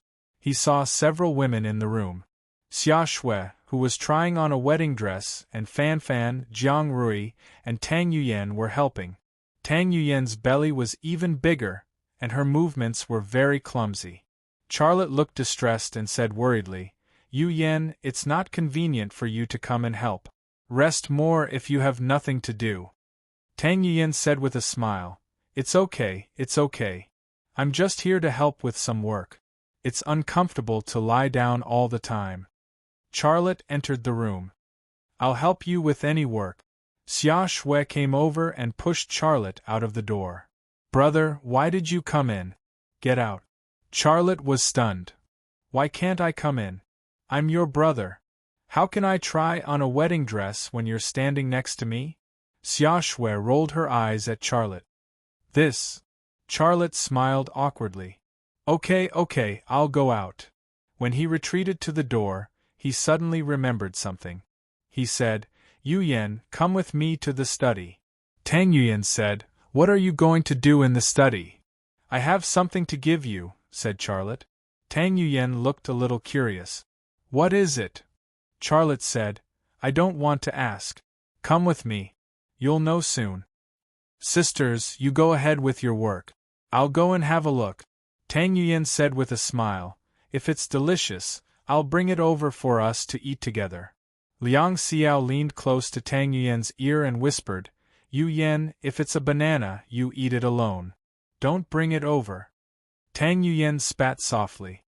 Go to hell. You're a mother. How can you be so improper? Charlotte said, You have a share too. I'll ask Yuyan to give it to you later. Fan Fan said curiously, Husband, what are you going to give us? You're so mysterious. Can't you just say it directly? Charlotte said, It's nothing. I just want to give you some money to buy clothes and cosmetics. So it's money. It's boring. Fan Fan curled her lips. Charlotte, only the women in his family didn't care about money. If it were other women, they would be very happy if the man gave them money to buy clothes and cosmetics. Tang Yuyan followed Charlotte to the study, and Charlotte closed the door. Seeing Charlotte close the door, Tang Yuyan said nervously, Husband, I'm not feeling well. Do you want me to follow you? Charlotte slapped her big white ball. Don't think too much. Am I that kind of person? You were last night, Tang Yuyan said with a slight blush on her cheeks. Charlotte coughed dryly. Just a few times. You're so stingy. A few times, Tang Yuyan said. Charlotte didn't know what to say. Take it out. What is it? Tang Yuyan didn't dare to make such a joke with her man anymore. She knew her man's character very well. If she lit a fire here, she would probably be responsible for putting it out. Xia Lei walked to the safe and opened it. Then, he took out a few document bags from inside. He put the file bags on the desk and handed one of them to Tang Yuyan. Tang Yuyan opened the file bag and saw what was inside. She was stunned on the spot. There was a will in the file bag. It had been notarized by the National Notary Office and had legal effect. The content of the will was very simple. If Charlotte died or disappeared, she and her children would get 15% of the original shares of Rema Group. That was not all. What surprised him even more was a Swiss bank stub. The amount on it was $40 billion. $40 billion was equivalent to making her the richest woman in China. Not to mention her and her children, even her children's children's children would not be able to use up this money. This. Tang Yuyan couldn't speak normally. Charlotte said with a smile, You left the Tang family for me, and you still want to give birth to my child. I have to arrange a good life for you and your son. Tang Yuyan looked at Charlotte blankly. You? What do you mean? What can I mean? Don't all rich people do this now? Our family situation is different. We have a lot of people, so I can only give you this much. In the future, when I earn money, I will give it to you and your child. Charlotte said. He gave people tens of billions of US dollars casually, and even inexplicably 15% of the original shares of Rema Group. If this was considered this little, Then how much was appropriate? If this was considered showing off, then this must be the most pretentious person in the entire Milky Way. Tang Yuyan threw herself into Charlotte's arms and sobbed. No, I don't want your shares, and I don't want your money. I only want you. Charlotte hugged her gently, afraid that he would squeeze the child in her belly. Listen to me. I have my reasons for doing this. If you give me so much money, what about Rema Group? Tang Yuyan said. Also, what will Xiao and the others think? So that's what you're worried about. Charlotte patted her but gently. Each of them has 15% of the original shares. There is also a Swiss bank deposit certificate in these file bags. The amount is the same. You can all get the same. If anyone has any objections, I will spank that person's butt. The same amount? 4 to 5 $200 billion US? Tang Yuyan's jaw dropped to the ground. Charlotte nodded. Xia Shui also has it, but as a dowry, I will give it to her personally tomorrow. No. More than 200 billion US. You almost gave us all the money of Rema Group. What about you? What about Rema Group? I can't take so much money, and they can't take it either. Tang Yuyan put the file bag on the desk. Charlotte said faintly, I didn't touch any of the funds of Rema Group. What I gave you was my pocket money. Tang Yuyan, why are you looking at me like that? What I said is true. Charlotte said, Super Xiaoqian is the best artificial intelligence in the world. Google's AlphaGo and Cami can't even compare to her. The money I gave you is the money she earned from the United States, Japan, and European capital markets. Let me tell you this. Even if I gave you more than 200 billion US, you won't have more than me. Tang Yuyan, that's it. Give them these file bags. I will go to the basement. Charlotte was ready to leave. Tang Yuyan looked at Charlotte eagerly. Husband, I don't know why I have a bad feeling. Is something bad going to happen? You gave us so much money for no reason. Aren't you willing to tell me? It's okay. Don't think too much. Okay, I'm leaving. Go and help Xia Shui prepare for the wedding. Charlotte didn't explain because he couldn't explain. He walked out of the door and his eyes were wet. He didn't want Tang Yuyan to see him crying. The sky was covered with dark clouds and the blizzard was coming again.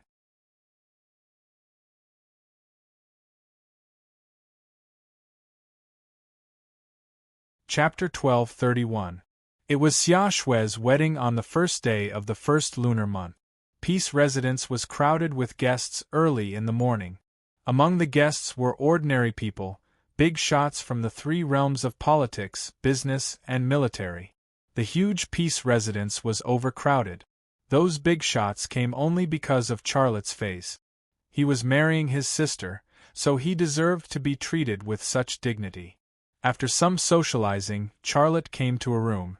The groom, Ryu Yongnam, was waiting and he looked anxious. When he saw Charlotte come in, he greeted him. Brother, aren't you going to greet the guests? Charlotte said, I've greeted them, but I only managed to convince the more important guests. If I were to greet all of them, I wouldn't be able to do anything for the day. Ryu Yongnam smiled, that's true. Then he added, thank you, brother. Charlotte patted Ryu Yongnam's shoulder. I came here at this time just to have a chat with you. I won't say much else. I only have one sister, Xia Shui. Today, I'm handing her over to you. You have to treat her well and don't bully her. Do you understand? Ryu Yongnam smiled bitterly, brother. I'm already satisfied that she doesn't bully me. How would I dare to bully her? Charlotte smiled and said, I know my sister. She has a strong personality. You have to give in to her. Yes, I know. Ryu Yongnam said. Then I'm relieved. See you later. Charlotte said and left the room. Do, the satellite phone suddenly rang. Charlotte looked at the number and answered the phone. However, he didn't speak and just waited for the other party to speak. Mr. Xia, I'm already here. Kirsten's voice came from the satellite phone. Tell me the time and place. Only then did Charlotte speak. Peace residence. You can come over at any time. After this conversation, Kirsten hung up the phone. On the first day of the first lunar month, this was Xia Shui's wedding day. This was also the day when Charlotte and Williams agreed to meet Kirsten. Charlotte left Peace Residence and went to St. Thunder Church. Xia Shui and Ryu Youngnam's wedding would be held in the Holy Thunder Church. The square in front of the Holy Thunder Church would also be the place for the banquet. When they arrived at St. Thunder Church, Charlotte saw his 5 bridesmaids and 4 female knights. Giovanna was dressed as a bishop and was ready to host the wedding. The Catholic Church did not allow women to be priests, but the Salvation Society was not a branch of the Catholic Church. The God that the Salvation Society believed in was not only God, but also Holy Thunder. The 4 female knights used to be saintesses, and after they offered their chastity, they became bishops. Therefore, no pope in this world could oppose a female knight becoming a bishop, and the Rescue Association would not care about the voices of opposition from other religions. Given the current trend, it was hard to say whether the Salvation Society would become a new great religion or not. The future was full of variables. "Honey," Liang Xiao greeted him, "is Masahiro ready? It's almost time." Charlotte said, "He's ready and waiting for the time." Giovanna looked at the multifunction watch on her wrist. "There's still 1 hour left." Tang Yuan walked over with a heavy expression. "Honey, I just received information from 101 innings. The military bases in Okinawa and Naha in Japan are making big movements today. Well, there's also a big movement in the U.S. military base in South Korea. 2 B-2S and 10 F-35S are conducting military exercises." Charlotte was very clear. This was a signal from the U.S. military that Kirsten had come to China. If anything happened to Kirsten, they would take revenge.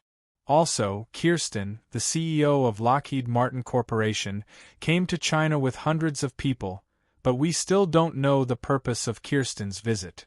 Charlotte said, "He came to see me." Tang Yuan looked very surprised. "Why did he come to see you?" "I want to talk to him, Charlotte said. "I want to get some information about the dragon slaying plan from him." Of course, this was not the real reason, but it involved Zhu Xianyue, so Charlotte could not tell the truth. Tang Yuan did not ask anything else. She could feel that Charlotte was not in a good mood recently, but since Charlotte was unwilling to tell her, she did not ask. This was because she knew very well that Charlotte was definitely not a man who needed a woman to worry about. He must have his reasons for not wanting to say anything, and she also believed that he would take care of everything. It had always been like this. "Yu Yan, your brother and your father are here, as well as your godfather." Liang Xiao looked in the direction of the intersection and said. Tang Yuyan and Charlotte looked over together. At a glance, they saw Tang Buchuan and Tang Tianlong coming this way. Behind the Tang family's father and son was a particularly burly old man. He was the former director of 101 innings, Sherbourne. Charlotte frowned slightly. He did not invite these 3 people at all. Why did the Tang family's father and son and Sherbourne come here? To attend Xia Shui and Ryu Youngnam's wedding? He did not think that the Tang family's father and son would have such leisure time. "Brother-in-law." Tang Buchuan greeted him from afar, looking very affectionate. For the sake of Tang Yuyan, although Charlotte hated Tang Buchuan, he still showed a smile and greeted them. "Dad, brother, godfather, why did you come at this time? If you didn't come, I would have to pick you up personally." This sentence made Tang Buchuan, Tang Tianlong, and Sherbourne suddenly stunned, and the 3 of them showed an awkward look on their faces. They did not receive an invitation, but Charlotte asked them why they came at this time, and said that they would pick them up personally. Wasn't this saying that they came uninvited? Hee. Tang Buchuan laughed dryly. "Brother-in-law, I didn't receive any invitation." Charlotte pretended to be surprised and then very angry. "What? You didn't receive an invitation? How is this possible?" I wrote the invitation myself and asked my secretary, Qin Xiang, to send it to you. Didn't she send it to you? Tang Buchuan shrugged. He didn't say anything, but his expression seemed to say, keep acting. I'll watch you act quietly. Tang Tianlong and Shi Boren looked at Xia Lei with an expressionless face. Whether it was Tang Tianlong or Shi Boren, both of them were reputable people. When had they ever received such a cold shoulder? Only in Charlotte's place, they dared not to vent their anger. Charlotte turned a blind eye to Tang Tianlong and Shi Boren's expressions and said, it must be Qin Xiang's negligence. How could he make such a mistake? I will definitely deduct his salary later. Qin Xiang did not know that he had been made a scapegoat. Dad, godfather, do whatever you want. I have a lot of things to do today, so I can't accompany you. After saying that, Charlotte left and entered the Holy Thunder Church. Giovanna and the other 3 female knights waited for him to enter the church. Fan Fan, Liang Xiao, Long Bing, and Jiang Rui also entered the church to make the final preparations for the upcoming wedding. Long Bing had wanted to greet Shi Boren, but seeing that Charlotte did not say a word to Shi Boren, she gave up the idea. If you marry a chicken, follow the chicken. If you marry a dog, follow the dog. She had to stand by her husband. The only one who stayed was Tang Yuyan. Actually, she also wanted to leave, but she could not do that like the others, because Tang Tianlong was her father, Tang Buchuan was her brother, and Shi Boren was her godfather. Humph! When Xia Lei and his women entered St. Thunder Church, Tang Tianlong snorted coldly and said furiously, what am I, his father-in-law, in his eyes? Was he a freeloader? Damn it! Dad, don't be angry. My sister married a good husband. Tang Buchuan said. It would have been better if he hadn't said such words. Once he said such words, Tang Tianlong was even angrier. Yu Yan, is this the good husband you married? He doesn't even take me, his father-in-law, seriously. Tang Yuyan took a deep breath and said after she calmed down a little, Dad, godfather, let's go to my room and talk. Let's not quarrel here. We have nothing to talk about. Tang Tianlong glared at Tang Yuyan. He did not dare to get angry at Charlotte, but he could get angry at Tang Yuyan at any time. Tang Yuyan's lips moved. She wanted to say something, but she didn't say it. She knew her father's temper very well. She knew that no matter what she said at this time, it would be useless. Shi Boren said, Yu Yan, your father is angry. Don't take it to heart. But then again, Charlotte is rich now. He doesn't even take me and your father seriously. He is really not a good person.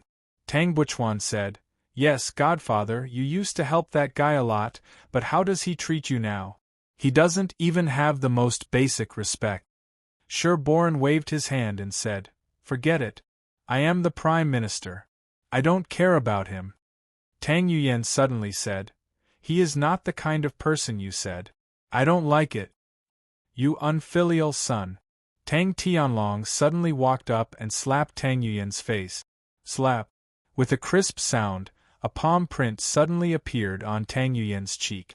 She originally wanted to dodge, but because of her big belly, her movements were clumsy and she couldn't dodge at all. Her face was burning, but she didn't feel pain in her heart. After leaving the Tang family for a few months, she had become more and more unfamiliar with the family, and the people in the family were also becoming more and more unfamiliar to her. Tang Tianlong wanted to slap her a second time.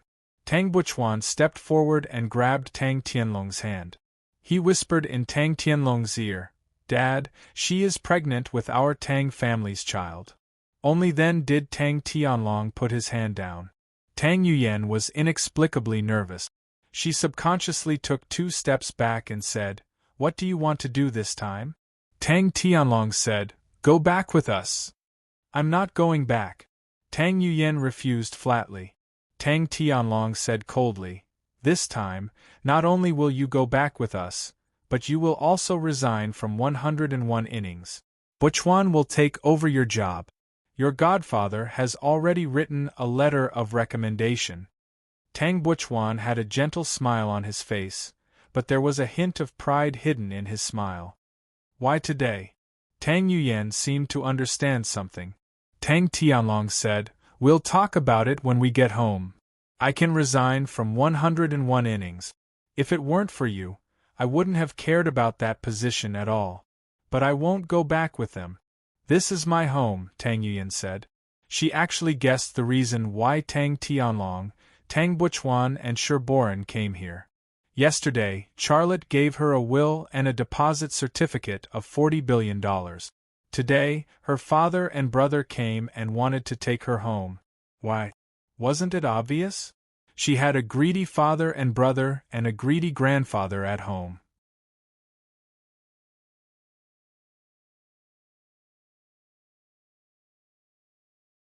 Chapter 1232. Charlotte made a will for Tang Yuyan and the child in her belly. This was a very secretive thing, but it was not secretive after it was taken to justice. With the Tang family's ability, it was easy for them to get first-hand news. Now, the will and the child were in their hands. What the Tang family had to do was to let Tang Yuyan return to the Tang family so that they could control her and the child in her belly. Of course, this was not to take Tang Yuyan away from Charlotte, but after leaving Charlotte, the Tang family had a chance to brainwash Tang Yuyan and make her do things that were good for the Tang family. And it was almost impossible for Tang Yuyan to stay with Charlotte. Tang Yuyan was not willing? This was not important at all, because Tang Tianlong and Tang Yunhai never cared about Tang Yuyan's feelings. They only had the interests of the Tang family in their eyes. What did you say? Say it again. Tang Tianlong pointed to Tang Yuyan. You have to remember that your surname is Tang, and you are a woman of the Tang family. How much blood of the Tang family flows in your veins? Is this your home? You and those women hang out with that kid all day long. You don't feel ashamed, but I feel ashamed. Tang Yuyan bit her lip, and her eyes had become strange to Tang Tianlong. Go back with us, Tang Buchuan said. Yuyan, you have been away for a few months. Mom and Grandpa miss you very much. We are not asking you to leave Charlotte. We just want you to go back and live for a few days. I think it's okay to make such a request in front of Charlotte, right? Tang Yuyan shook her head. I have made it very clear that I don't want to go back. Today is Xia Shui's big day, and I also advise you not to make Charlotte unhappy. Humph. Now you know to use Charlotte to pressure me, right? Tang Tianlong was so angry that he laughed. I really raised a good daughter. Tang Yuyan said, Dad, you know I didn't mean that. Xia Shui is getting married. This big day is very important to Charlotte. I don't want you to make him unhappy. Don't worry, I'll submit my resignation letter. She looked at Tang Buchuan. Brother, congratulations. You're about to become the director of 101 innings. There was no smile on Tang Buchuan's face. The director of 101 innings? He wanted more than that. Sherboran took out an envelope from his pocket and handed it to Tang Yuyan. This is your resignation letter. You just need to sign it. Tang Yuyan opened the envelope. Not only did she see her resignation, but she also saw a pen. Her godfather had prepared everything. She smiled bitterly, picked up the pen, and signed the resignation letter in the palm of her hand. Sherboran took Tang Yuyan's resignation letter and sighed. Yuyan, don't blame godfather. This is your choice.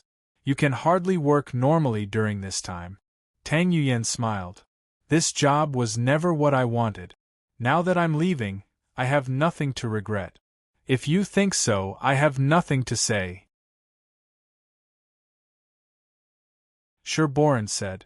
Tang Yuyan turned and walked to the Holy Thunder Church. She was wearing a white bridesmaid's dress, with a big belly, and her walking posture was like a penguin. However, it was also because of her obesity and her determination that she became a strange scenery in this winter.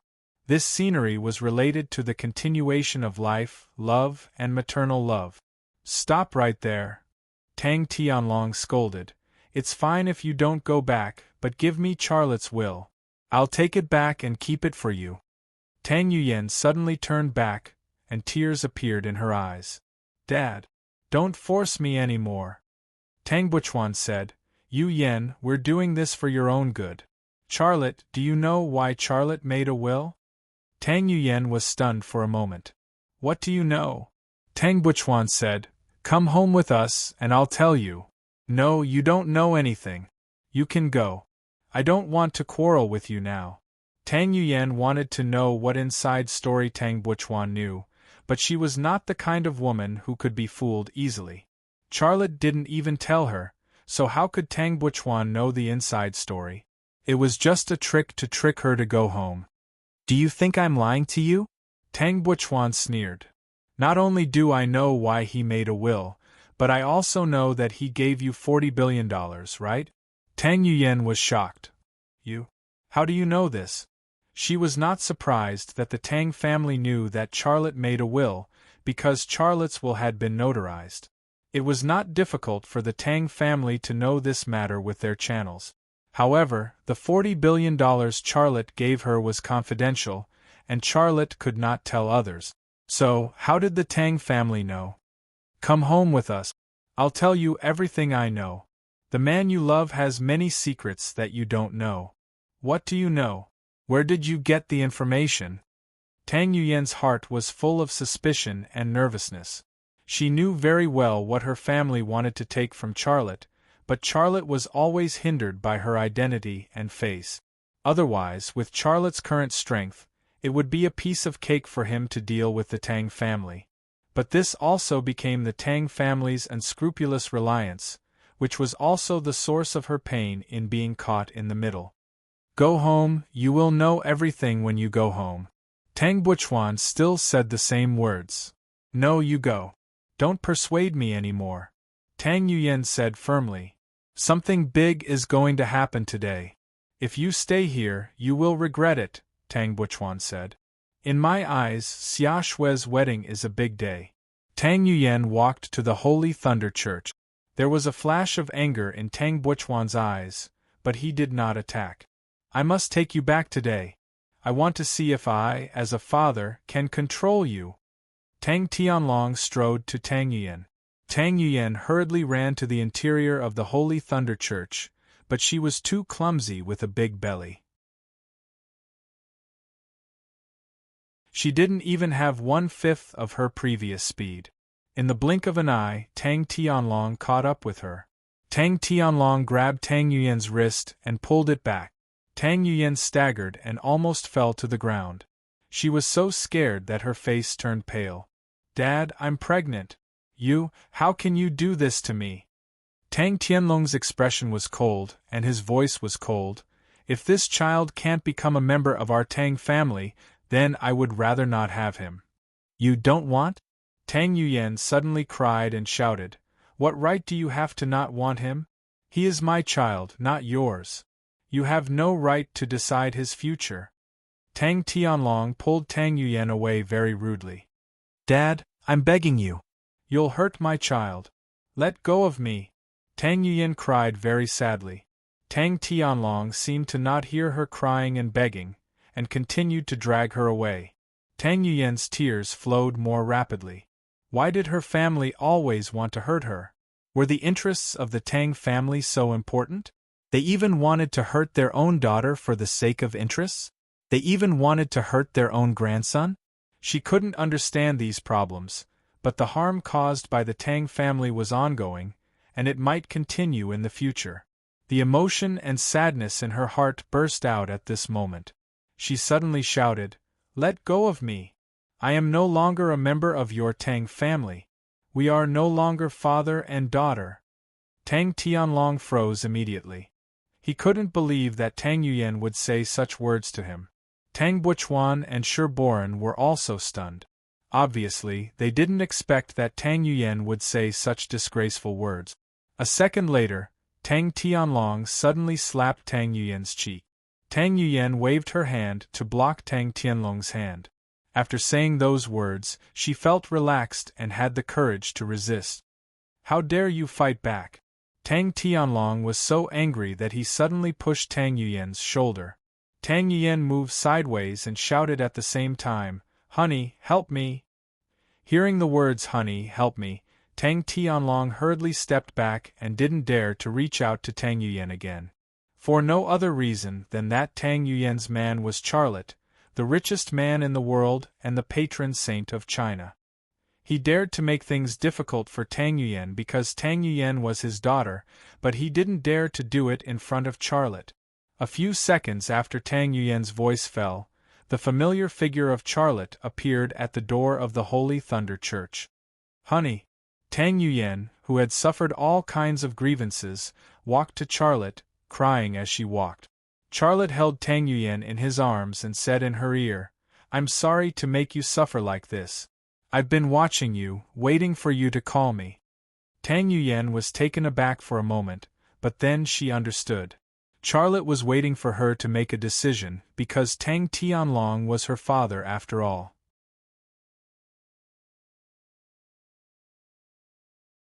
As a son-in-law, could he beat his father-in-law? Or beat him to death? In fact, this was what Charlotte wanted.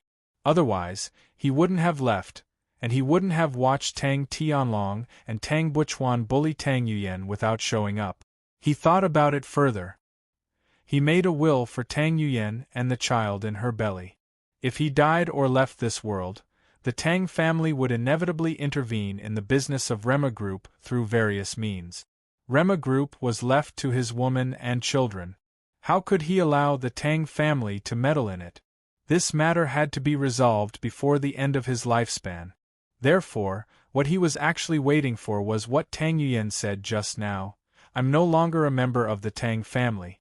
I'm no longer your father and daughter."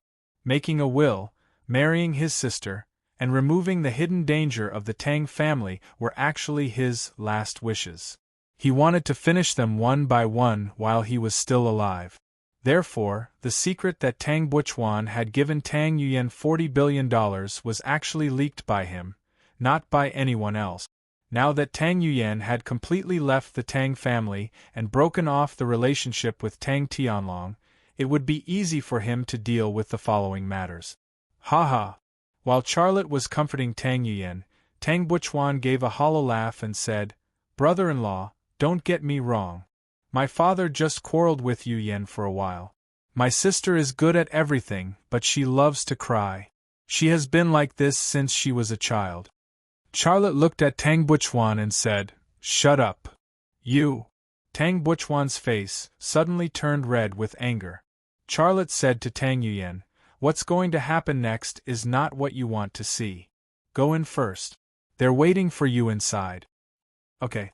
Tang Yuyan answered and obediently entered the Holy Thunder Church. When she left, she didn't look at Tang Buchuan and Tang Tianlong again. Her heart had been broken. After Tang Yuyan entered the Holy Thunder Church, Charlotte said, "I know what they're planning. Isn't it that will? Or maybe the $40 billion. Can I tell you that they're daydreaming?" You're tuning in to the Phoenix Nights YouTube channel. Don't forget to subscribe and join us on this journey to catch the most captivating stories.